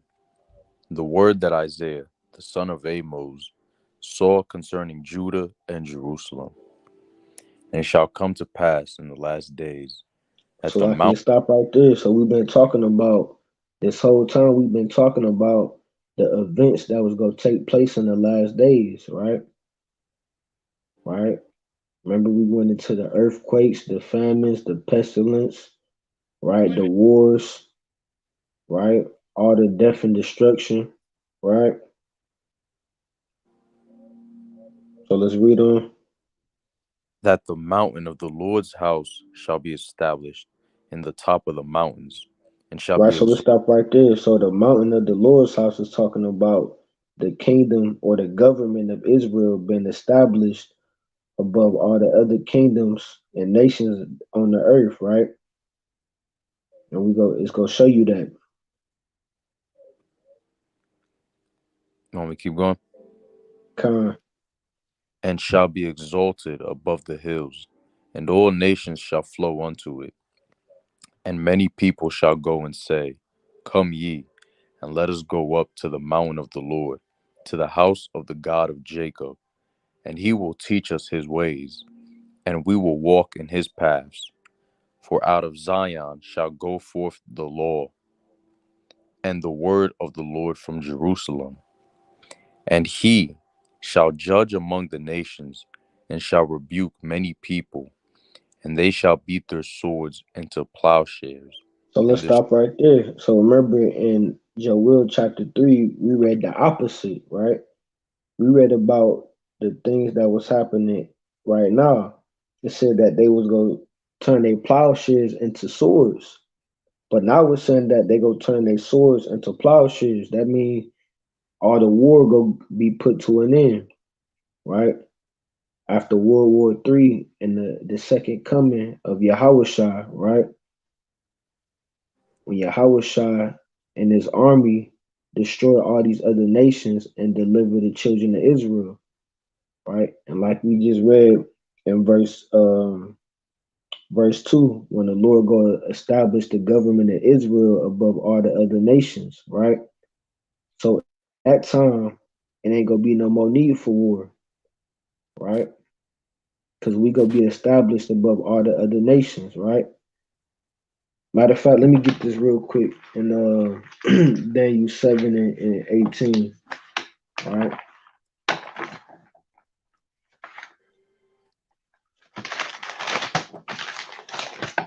So this is the book of Daniel, chapter 7, verse 18. It says, but the saints right? And we know the saints is talking about the Israelites, right? But the saints of the Most High shall take the kingdom and possess the kingdom forever, even forever and ever, right? So when we come back into power, when the true Israelites come back into power, it's not gonna be no more need for war, right? Because ain't no other nation gonna have the power to stand up against us, right? So we gonna be the top ruling kingdom forever and ever, right? So unlike all the kingdoms of the other nations, remember that we read in second Ledgers, they had a beginning and they had an ending, right? But our kingdom, once our kingdom begin, right, we not gonna have an ending. We gonna rule forever and ever, right? So let's finish that off in Isaiah chapter 2. And they shall beat their swords into plowshares, and their spears into pruning hooks. Nation shall not lift up sword against nation, neither shall they learn war any more. So that's powerful. It says, nation shall not lift up sword against nation, neither shall they learn war anymore. So that's how you know that the people that claim, that land now and that claim to be the real Israelites and the real Jews, that can't be true according to prophecy. Because if those people were the real Jews and Israelites, then we would be at peace right now, right? But are we at peace? Is the world at peace? Or Well, is the Most High bringing great destruction upon the earth?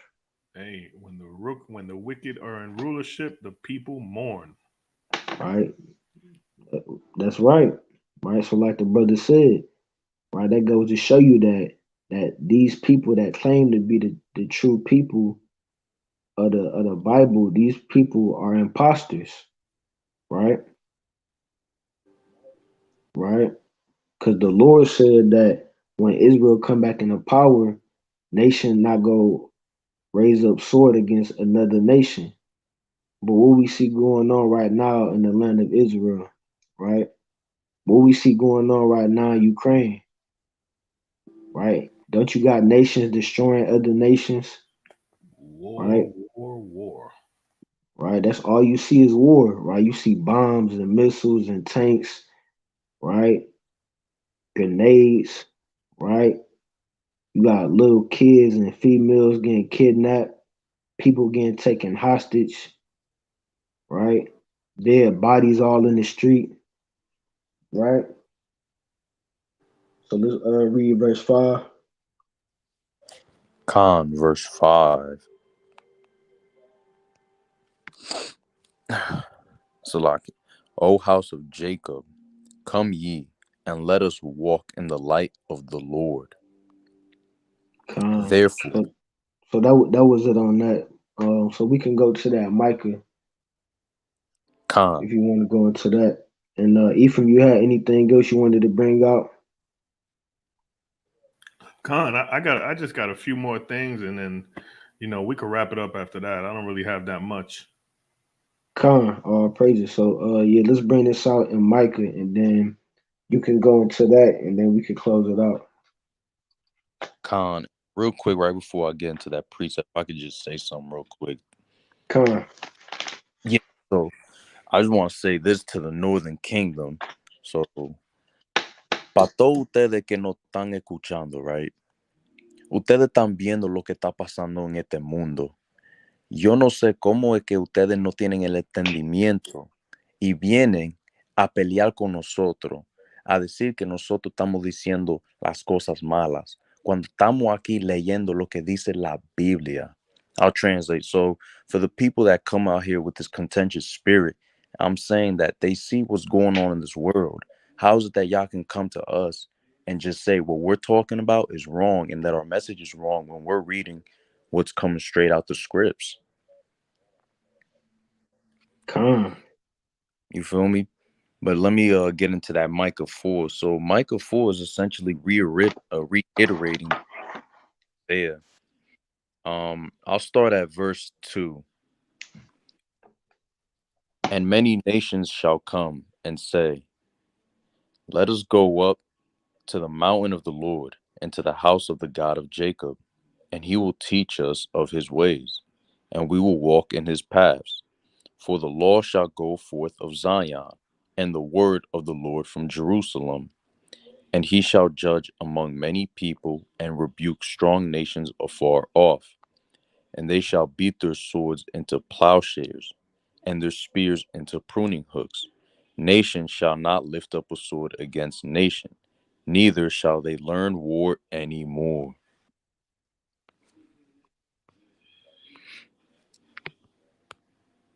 You want me to go in?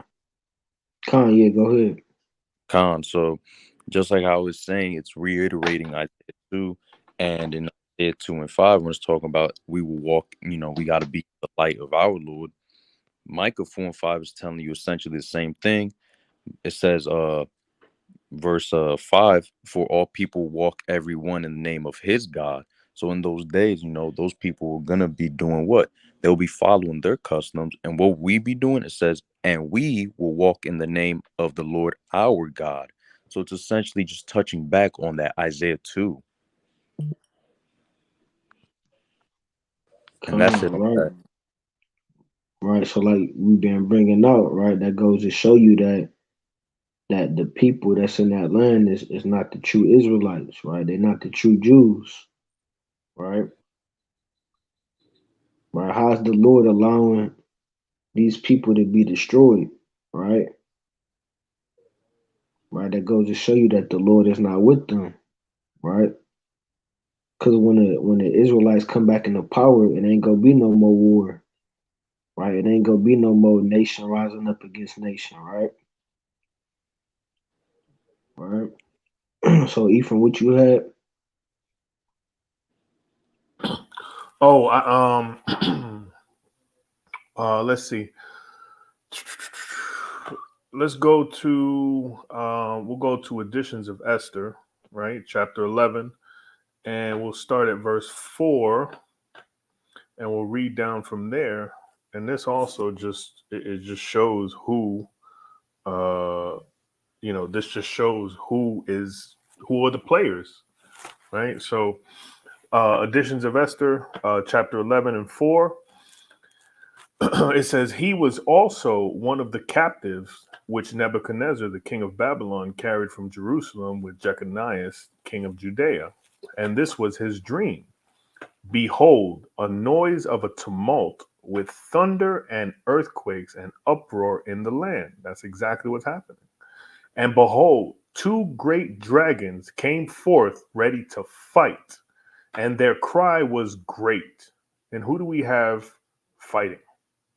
Right? It's Esau versus Esau, right? And at their cry, all nations were prepared to battle, that they might fight against the righteous people. And lo, a day of darkness and obscurity, tribulation and anguish, affliction and great uproar upon the earth. And the whole righteous nation was troubled, fearing their own evils, and were ready to perish. So I'm going to stop it right there. But this is essentially talking about everything that's occurring as we speak, right? And like I said in the beginning, everything is going to be magnified tremendously, right? It's just going to get worse from here. It's not getting any better, right? Everybody was so, when the vid came out, in 2020, right? Everybody thought it was just going to be, around for a little while, and then it was just going to go away. But no, it wasn't, right? They were promoting what they called the new normal, right? And this right here is the new normal, right? Tribulation, poverty, war, destruction. And why is it the new normal? Because the Lord is beginning to visit the earth, right? It's almost time for Esau to pick up his bag, right? Put a Ziploc on it and get out of town pretty soon, right? That Obadiah, the entire book of Obadiah is getting ready to come to pass, right? Esau is going to be burnt up to a shrivel, and then he's going to be, no more. Right. But I also had a few things also. So there are the protests also that are happening in the world are insane. Right. I don't know if anybody's been watching any of the protests, but they've been crazy. Terrorist attack on Israel and the escalating war it sparked. And what's happening is that people here in the country, in the States, right? In New York, in Florida, in California, in all the major cities, in Chicago, they are all, and notice it always happens in the major cities first, and then it spreads out. It's like a virus, right? It starts in the major spots and then spreads to the smaller spots. But people are literally fighting one to another. Have led to heartbreak, anger, and tension in the United States. Many Americans are on edge as rhetoric gets heated and misinformation spreads. Stephanie Gosk reports. At times this week, the hostility between pro-Israeli and pro-Palestinian groups has spilled out on the streets. The Israeli-Palestinian conflict has always fueled intense debate. But after Hamas's indiscriminate killing of so many innocent people, the tension in the U.S. feels heightened. College campuses are a flashpoint. In the Hey, hours Salaki, hey, let's stop right there real quick. released a letter. And that's how America use they devices to deceive our people or deceive all people, right? You see that? Talking about they killed many innocent people. Those people not innocent. Mm-hmm. Right? The statistics show that the Israelis killed more Palestinians than the Palestinians killed their people. Gone. Right? If you You look see at that? the map, if you've seen the map, I'm sure you've seen it. Before 1948, before they were installed in that place, that entire area was all Palestine. The Palestinians had that entire area. And Right. over time, it kept shrinking and shrinking and shrinking. And then they decided to stick them in a little corner and expect them to be happy, right? Mind you, these two are fighting over land that don't belong to neither one of their sorry asses. Excuse my Right. French. And that's why these people not innocent. None of them. Mm-hmm. None of them are innocent. But you see how Esau do it, right? To make you feel bad for these people, right? Mm-hmm. How they use their wordplay on this media, right? Talking about innocent people. These people not innocent, right? Not in the least. Right? How many people had the so-called Israelis killed, right? Right, but they're not gonna talk about that part. Nope.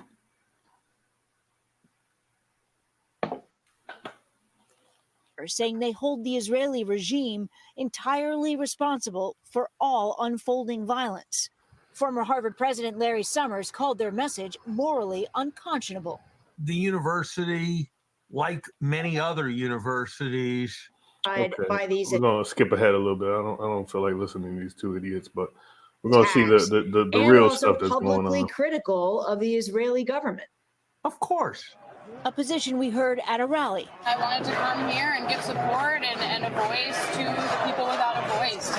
Columbia grad student Noor Suleiman is Palestinian. I do not support Hamas at all, right? I support the Palestinian right to resist. I don't support the slaughtering of innocent people on either side. At Rutgers, these Jewish students are concerned anti-Israeli sentiment could. And look, and that's another thing is that here's the crazy part about all of this is that they always say they're either Jewish, right, or they'll call them Israeli, right? But they never say that they're the Israelites. Never. And also, when we talk to them on the street or when we have, little sit-down sessions with them, they never know what's happening with the Northern Kingdom, right? And then they never know what tribe they're from. How does this even make sense?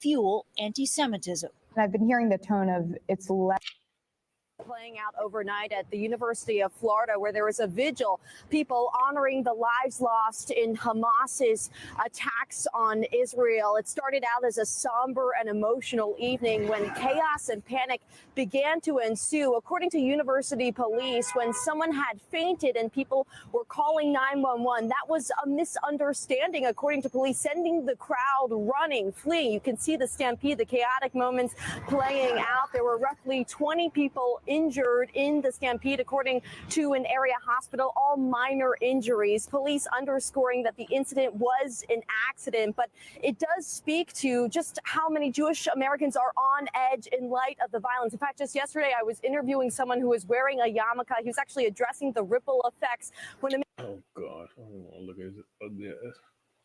Sorry. Rally. One person was arrested and several others were pepper sprayed after a confrontation between pro-Israeli and pro-Palestinian groups here in Fort Lauderdale. NBC6's Lorena Inclán was there and shows us how things escalated.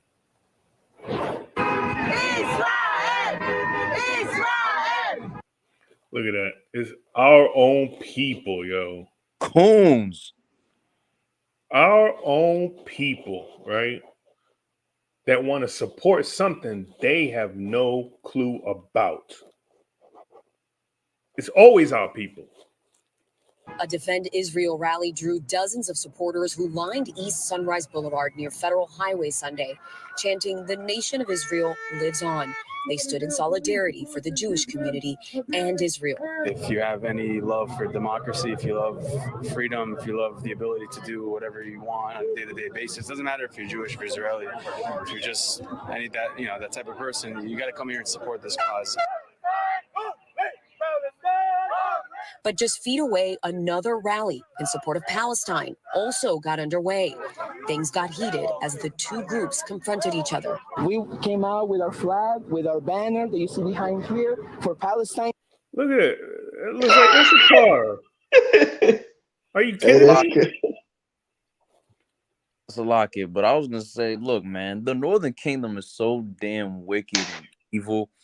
Look, the reason why these so-called Hispanic Latinos are out here praying or trying to support damn Ishmael or Esau is because, especially with Esau and Israel, when you go to these Spanish churches, and I've been in them, a lot of things that the pastors be saying, the preachers, pray for Israel with the white supremacy indoctrination. Pray for Israel, pray for Israel. So then you got these dummies, these so-called Latinos that are dimwits.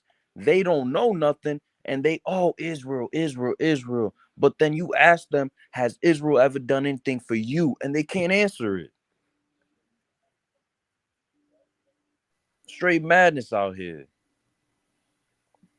Yeah, it really doesn't make sense, not one bit. These people are police presence fighting. here, at least for the foreseeable future. Fighting. From the river to the sea, Palestine will be free. You are Palestinian Nazis! Pro-Palestinian and pro-Israeli protesters clashed during heated demonstrations in Times Square. The Democratic Socialists of America held a rally yesterday afternoon, starting at the crossroads of the world, continuing across 42nd Street to Bryant Park. The organization called on New Yorkers to support its cause on the social media platform X, writing, "In solidarity with the Palestinian people and their right to resist 75 years of occupation and apartheid."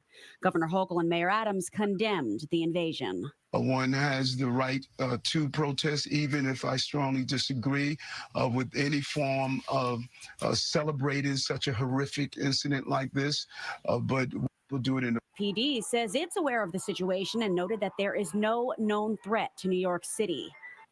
And look, and it's not only the news stations, it's not only it's the movie star, it's the celebrities, right? You got Floyd Mayweather, right? Using his money to fly out supplies to Israel. When will the madness stop? Wow. I have a I question. didn't know that, King. Yeah. How does he know which side is which? The brother can't even read. Exactly. but he has been using his private jet. Let me pull it up so that you can see it. Because you got to prove all things. But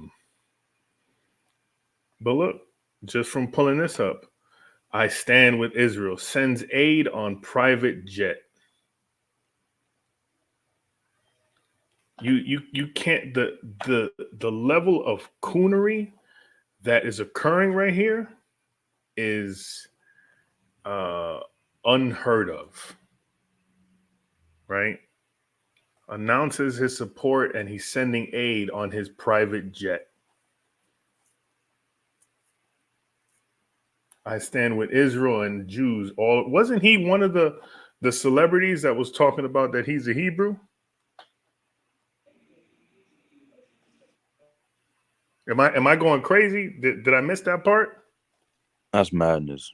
I think I remember that. Yeah, it was. I think it was.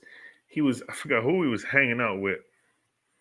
But I think it was him first, and then Ye, Kanye a little while later. But it just like, when is it gonna stop? Right? It's literally gonna take an act of God, to make this BS stop. Yeah, that's crazy too. Cause when you think about it, I think Mayweather. I think he from Grand Rapids in Michigan, right? Mm-hmm. Right. So you got all them, poor so-called black people that live in your hometown, and you don't even send them aid, but you send the aid to a whole different country. Hey, Mm-hmm. bring that out. They don't got nothing to do with you. Con. Nothing. Right? It's crazy. Yeah, but I mean, it just, of course, all the celebrities, who else can I think of? It just, All your social media influencers too. all of them. Hey, Salakia. Hey, can I bring out a few things right quick? Con. Hey, Ephraim, can you pull up Israel on Wikipedia right quick? Absolutely. Con, I just want to go over a few things for y'all, brothers. Shut it down. Israel. Because I'm just going to land me back. I'm basically going to land me back on what you brothers said. We're talking about, the people that's occupying that land. Who are they really? Who are the Palestinians? You know what I mean? Where did they get that name from? And just going into a few things right quick, because that's a lot of stuff we were just talking about. Scroll down to where it talks about the Neo-Babylonian and the Neo-Assyrian empires. So we got here. Yeah, history. Go down to where it talks about the classic age. Classic age. Hold on. Go Classic back. antiquity. Go back up a little bit, Ephraim. Oh, right here, Babylonia. Kingdom of Israel. Go up a little bit more.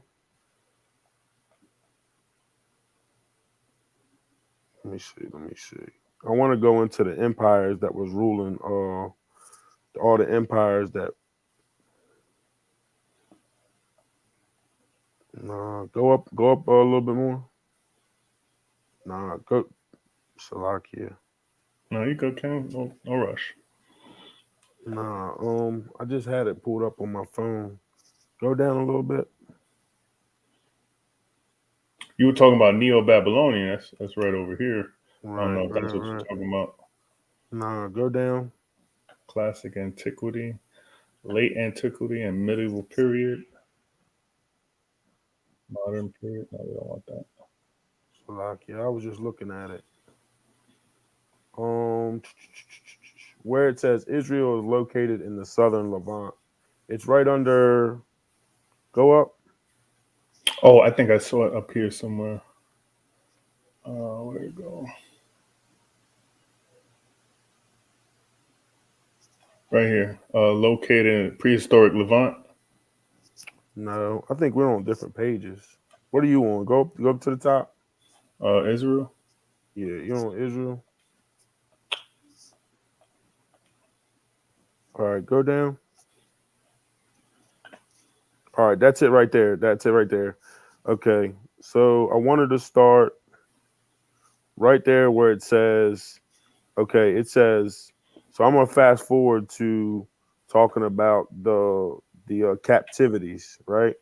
And it says basically, I just want to go into the captivities of Israel, right? So we know that we dealt with Egypt, right? So it says before falling to the Neo-Assyrian and the Neo-Babylonian empires, right? Then we fast forward and it talks about the region was ruled by the, and I'm paraphrasing, but the Persian Empire. You got the Macedonian Empire, right? You Mm-hmm. got the Ptolemaic and the Seleucid Empire. Mm-hmm. So these are all empires that are where Israel was ruled over. Basically, captivities and slaveries that we went through, right? You had the Persians, you had the Assyrians, the Babylonians, you had the Persians, the Greeks, more Greeks, and you had And the Romans. and the Romans, Khan. So then when you go down, right, it says that we know that we went through the time of the Hasmonean kingdom, which is the Maccabees, right? Mm-hmm. So then we went through the Roman captivity. Then you had, it says in the 7th century, you had the Muslim conquest of the Levant, right? Then the 11th century, you had the Crusades. You see that? Mm-hmm. So I'm basically just reaccounting all the captivities and all the heathens that tried to take over that land. It says it has the Crusades fully restored in the 1300 by the Mamluks, which were, I believe, those were an empire that ruled in Egypt, right? I want to say they were Ottomans or Arabs that ruled in Egypt when they were spreading Islam. Mm-hmm. And then you got the Ottoman Turks, right? Then it says, then it goes into after World War One and World War Two, the Jewish, the so-called the white man that calls himself a Jew, right? The Jewish people started to enter that land after the British mandate. So you got several different heathen kingdoms that basically been passing Israel around ever since the Assyrian captivity, right? That was like 7 or 8 different kingdoms just Mm-hmm. passing it around. Can you pull up that book that I shared with you in the group chat? Khan. Can you pull up the cover of that book? Because this is going into the people that are living in that land today, the so-called Jewish people, right? This is a good book right here. I advise all the brothers and sisters, especially brothers and sisters kind of new into the truth. Check this book out. This book was actually wrote by a Jewish man, and it's Mm-hmm. called The 13th Tribe. And it goes into the lineage and the heritage of the people that live in Israel today, right? And it proves, and it goes into history that these people are uh, Edomites that descend out of the Caucasus Mountains. Can you pull up that one highlighted pictures that I sent you? Not the dim one. I think the first one was the dim one, but can you go into the next one after that? Yeah, Khan. The lit up one. Mm-hmm. I think it's the second one that I sent you with the words. Khan, can you read that for us, Ethan? Absolutely. It says, it is perhaps not surprising, given these circumstances, that in 732, after a resounding Khazar victory over the Arabs, the future Emperor Constantine V married a Khazar princess. In due time, their son became the Emperor Leo the Fourth, known as Leo the Khazar. So this is basically going into the 700 ADs. This is going into an empire that lived in the Caucasus Mountains, and I'm paraphrasing, but this is during the time of the Crusades. So the so-called Christian Crusades, the Ishmaelites or the Islamic Crusades, they were basically going around the world having people convert. Everybody was forcing people to convert from their paganism into one of the religions that are practiced today, right? Either Christianity or Islam. Keep reading, King. Khan. It says, ironically, the last battle in the war, 737 AD, ended in a Khazar defeat. But by that time, the impetus of the Muslim Holy War was spent. The caliphate was rocked by internal dissensions, and the Arab invaders retraced their steps across the Caucasus without having gained a permanent foothold in the north. Whereas the Khazars became more powerful than they had previously been. So it's going into the Arabs going into the Caucasus trying to rule that land, right? But they were unsuccessful. Go on to the next page. Khan. It says a few years later, probably 740 AD, the king, his court, and the military ruling class embraced the Jewish faith. Now this is where you get into the converts, right? These people were pagans. They lived in what will be what is a pretty much an unknown empire back in the 700 AD called the Khazars. Like I said, they were in the Caucasus Mountains. These are Edomites. Keep going. And Judaism became the state religion of the Khazars. This is how these people became Jews, right? Keep going. No doubt their contemporaries were as astonished by this decision as modern scholars, where when they came across the evidence in the Arab, Byzantine, Russian, and Hebrew sources, one of the most recent comments is to be found in a work by the Hungarian Marxist historian Dr. Antal Bartha. His book on the Magyar society in the 8th and 9th centuries has several chapters on the Khazars, as during most of that period, the Hungarians were ruled by them. Yet their conversion to Judaism is discussed in a single paragraph with obvious embarrassment. It reads, we don't have to read it all, King. I just wanted to pull that fact out that this is where you got the heritage of the Jewish people. This is why they don't call themselves Israelites. This is why they call themselves Israeli, and this is why they call themselves Jewish, right? They are Edomites from the Caucasus Mountains. Can you pull up Esther chapter 8 verse 17 right quick? Come on. I ain't gonna make this real long because I know we getting ready to shut down. We've been on here for a while, but I just wanted to bring up a couple points right quick to kind of tie into what we've been going over. The book of Esther, chapter 8, verse 17, it said, and in every province and in every city, whithersoever the king's commandment and his decree came, the Jews had joy and gladness, a feast and a good day.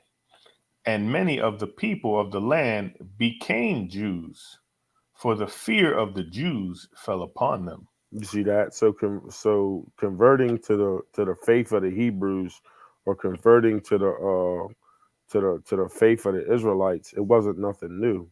You see that? Even during the Persian Empire, you had people converting over, becoming what you would basically call Jewish, because they weren't Israelites by bloodline, but they converted over due to some of the things that was going on in the Persian Empire. They seen the strength of the Israelites, and they seen the strength of the Most High God. Khan, let me read this real quick, Salakia. In the NIV, it says, and many people of other nationalities became Jews because fear of the Jews, the real Jews, had seized them. You see that? So brothers and sisters, I know a lot of our brothers and sisters know this info. I just wanted to shed some light on it. Brothers and sisters kind of first coming into the truth, just learning. I figured this might be some good points to bring to the lesson. One more precept I wanted to bring out, and I'm going to pass it. Can you give me Genesis chapter 10, verse 13? Come. Because I'm just shedding light on who these so-called Jews are, these Jewish, right? And this right here is going into the people in Palestine today, right? Like the people in Palestine, right? We know that word Palestine comes from the word Philistine, right? That's the same land, Gaza, Gath. Like this was the land of the Philistines. You see that? Start at 13 and read 13 and 14. Gone. The book of Genesis, chapter 10, verse 13. And Mizraim, And Mizraim. Salakia. So we know Mizraim, right? That's the progenitor of the Egyptians. These are going into the lineage of Ham, and this is going into the lineage of Mizraim, which was one of the sons of Ham. You see that? Keep going. And Mizraim begat Ludim, and Anamim, and Lehabim, and Nephtuhim, and Pathrusim, and Casluhim, out of whom came Philistim, and Caphtorim. You see that? So the Philistines, they're Hamitic people. They were what we would call Africans today. They come out of the lineage of Mizraim. You see that? So how in the world are those people over there? They call themselves Palestinian, but we know that they're not Hamites, right? They have to either be Ishmael, they could be Ottoman Turks. You see that? These aren't Hamites, right? So even they are kind of going into a different nationality. You see what I'm saying? They're not they're calling themselves Palestinians, right? But they're not from the lineage of Philistines. You see that? They're from the lineage of either Esau or either Ishmael. Hey, Hey, you leave it up to Salakia. Emery. You leave it up to Emery. That's Ishmael. Hey, Salakia. Hey, that's powerful too. What he bringing out, because I mean that's the same thing with a lot of different, countries in Africa. You got them Ishmaelites taking over, claiming to be like Egypt. Like you might hear some Ishmaelites say, "I'm Egyptian" or "I'm from Egypt." But like the brother going into, we know they're not the original Egyptians, but they claim to be Egyptian or Sudanese or whatever country in Africa, that they dwell at. Nah. Khan, when you go into First Maccabees and it starts talking about after Alexander died, his captains took over, right? And then one of them, Ptolemy, went to where? Egypt. Yeah, Salakia, that's one thing that people don't think about. Like the people living in America today, they're not indigenous to America, right? They ruled and they conquered. People don't think about conquest and rulership when they think about history. Just because the people's living in the land today, that don't mean that they've always dwelled in that land, right? That's not their biblical land. That's not the land of their forefathers. So we have to keep that in mind. And that was a big point that I was trying to bring. Just because they live in Israel today or Palestine today, they haven't always lived in that land. At one point, people took that land over, just like they took over America.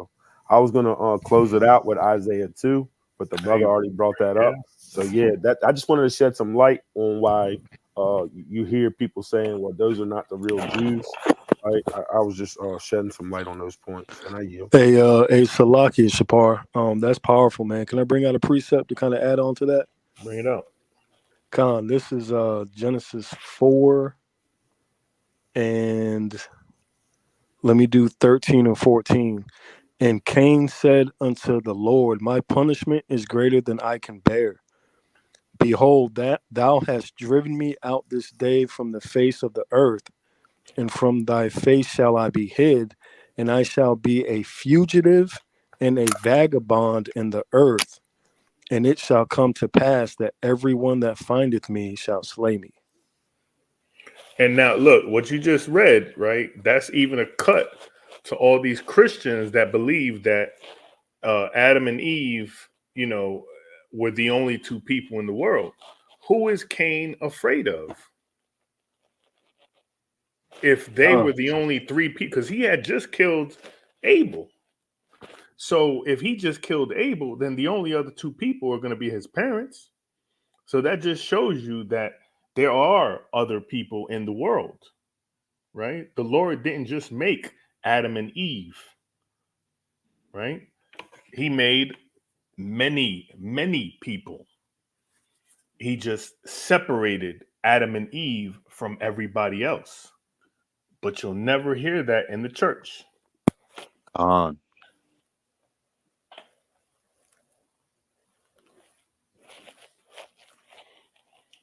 Powerful, powerful, powerful.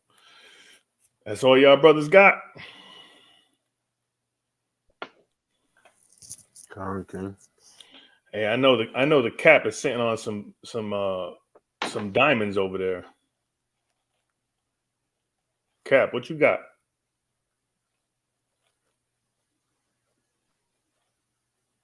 Oh man, he probably eating some food. No, that's all good, King. We can start to shut it down. Con. Well, look, I hope that our brothers and sisters, right, that have been watching and listening and taking notes and paying attention and observing everything that is going on in the world today and everything that we've covered, can appreciate the work that we try to do, right? We do this first and foremost for the Lord, of course, right? But we also do it because we love our people, right? And we want to make sure that our people are in the know of what's going on, right? You may have some brothers and sisters that just came in this thing and they don't know what the heck is going on, right? They were told that they're an Israelite and, well, what do I do next?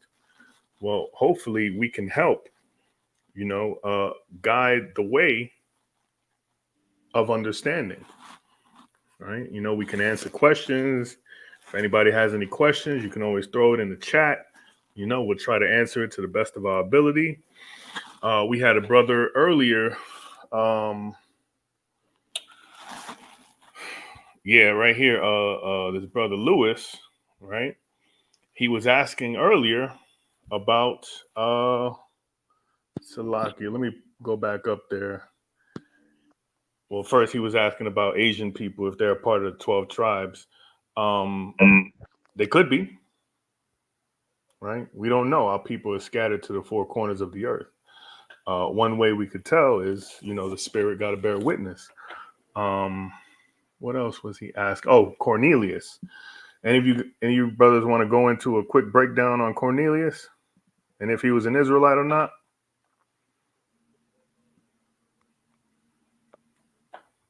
I got the precept for it. It should be real easy. It's it's a real easy breakdown. What do you want to pull up, King? Acts 10 and 22. Okay. 10, 22. All right. It says, and they, the book of Acts, chapter 10, verse 22, and they said, Cornelius, the centurion, a just man. Right and there. One, right there. Boom. A just man. right. Who could be the just people? Only Israelites. You feel me? Right? You go back to Psalms 147:19, and it says that the law was only given to Israelites. So Cornelius was a centurion. If you put it in modern day, Cornelius would be a police officer, an Israelite who's a police officer. That's what Cornelius is, right?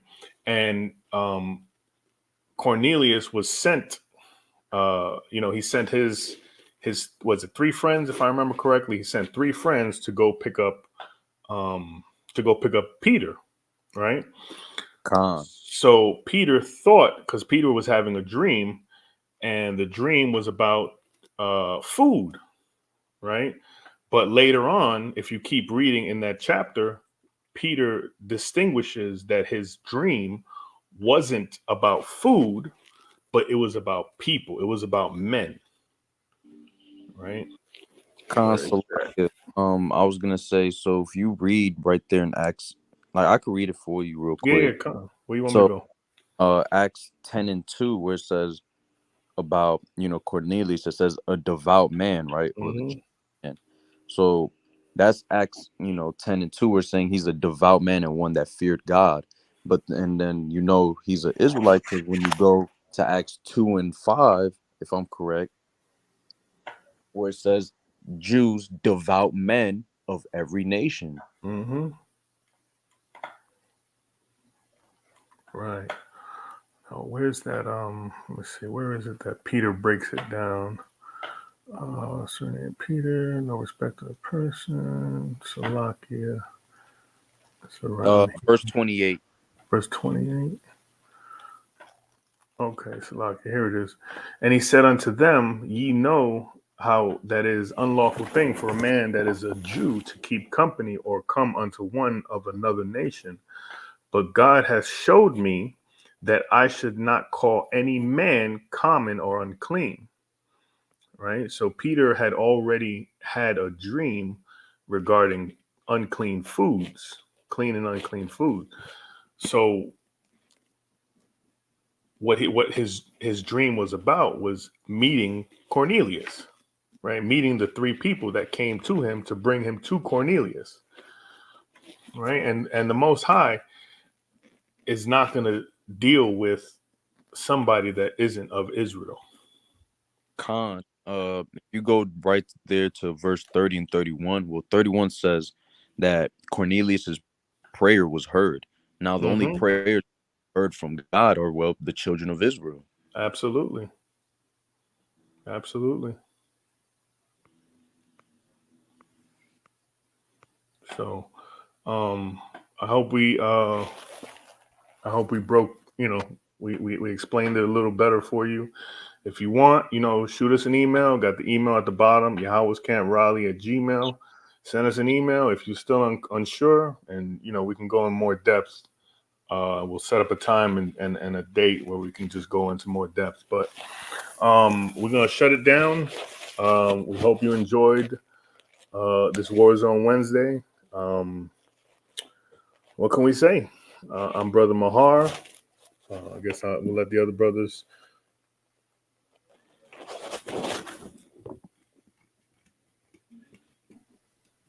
Hey, Shalom, this your brother Shapar.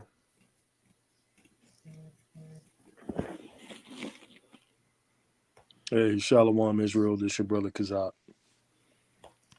Hey, Shalom, Israel. Ya tú sabes que lo que, mi gente. It's your brother Shabbat. We here, we trying to wake our people up. Ya tú sabes que lo que ustedes tienen que levantarse y arrepentirse. Y tienen que escuchar los mandamientos de Dios. If you want a translation, he said it's time to repent. It's time to wake your ass up. Excuse my French. And it's time to come back to your heavenly Father, more or less. King Yashawan. And Shalom, Israel, this brother Yashawan. Hey, and with that, we are YAHAWAH'S camp. Shalom, Israel. Kwam Yashar.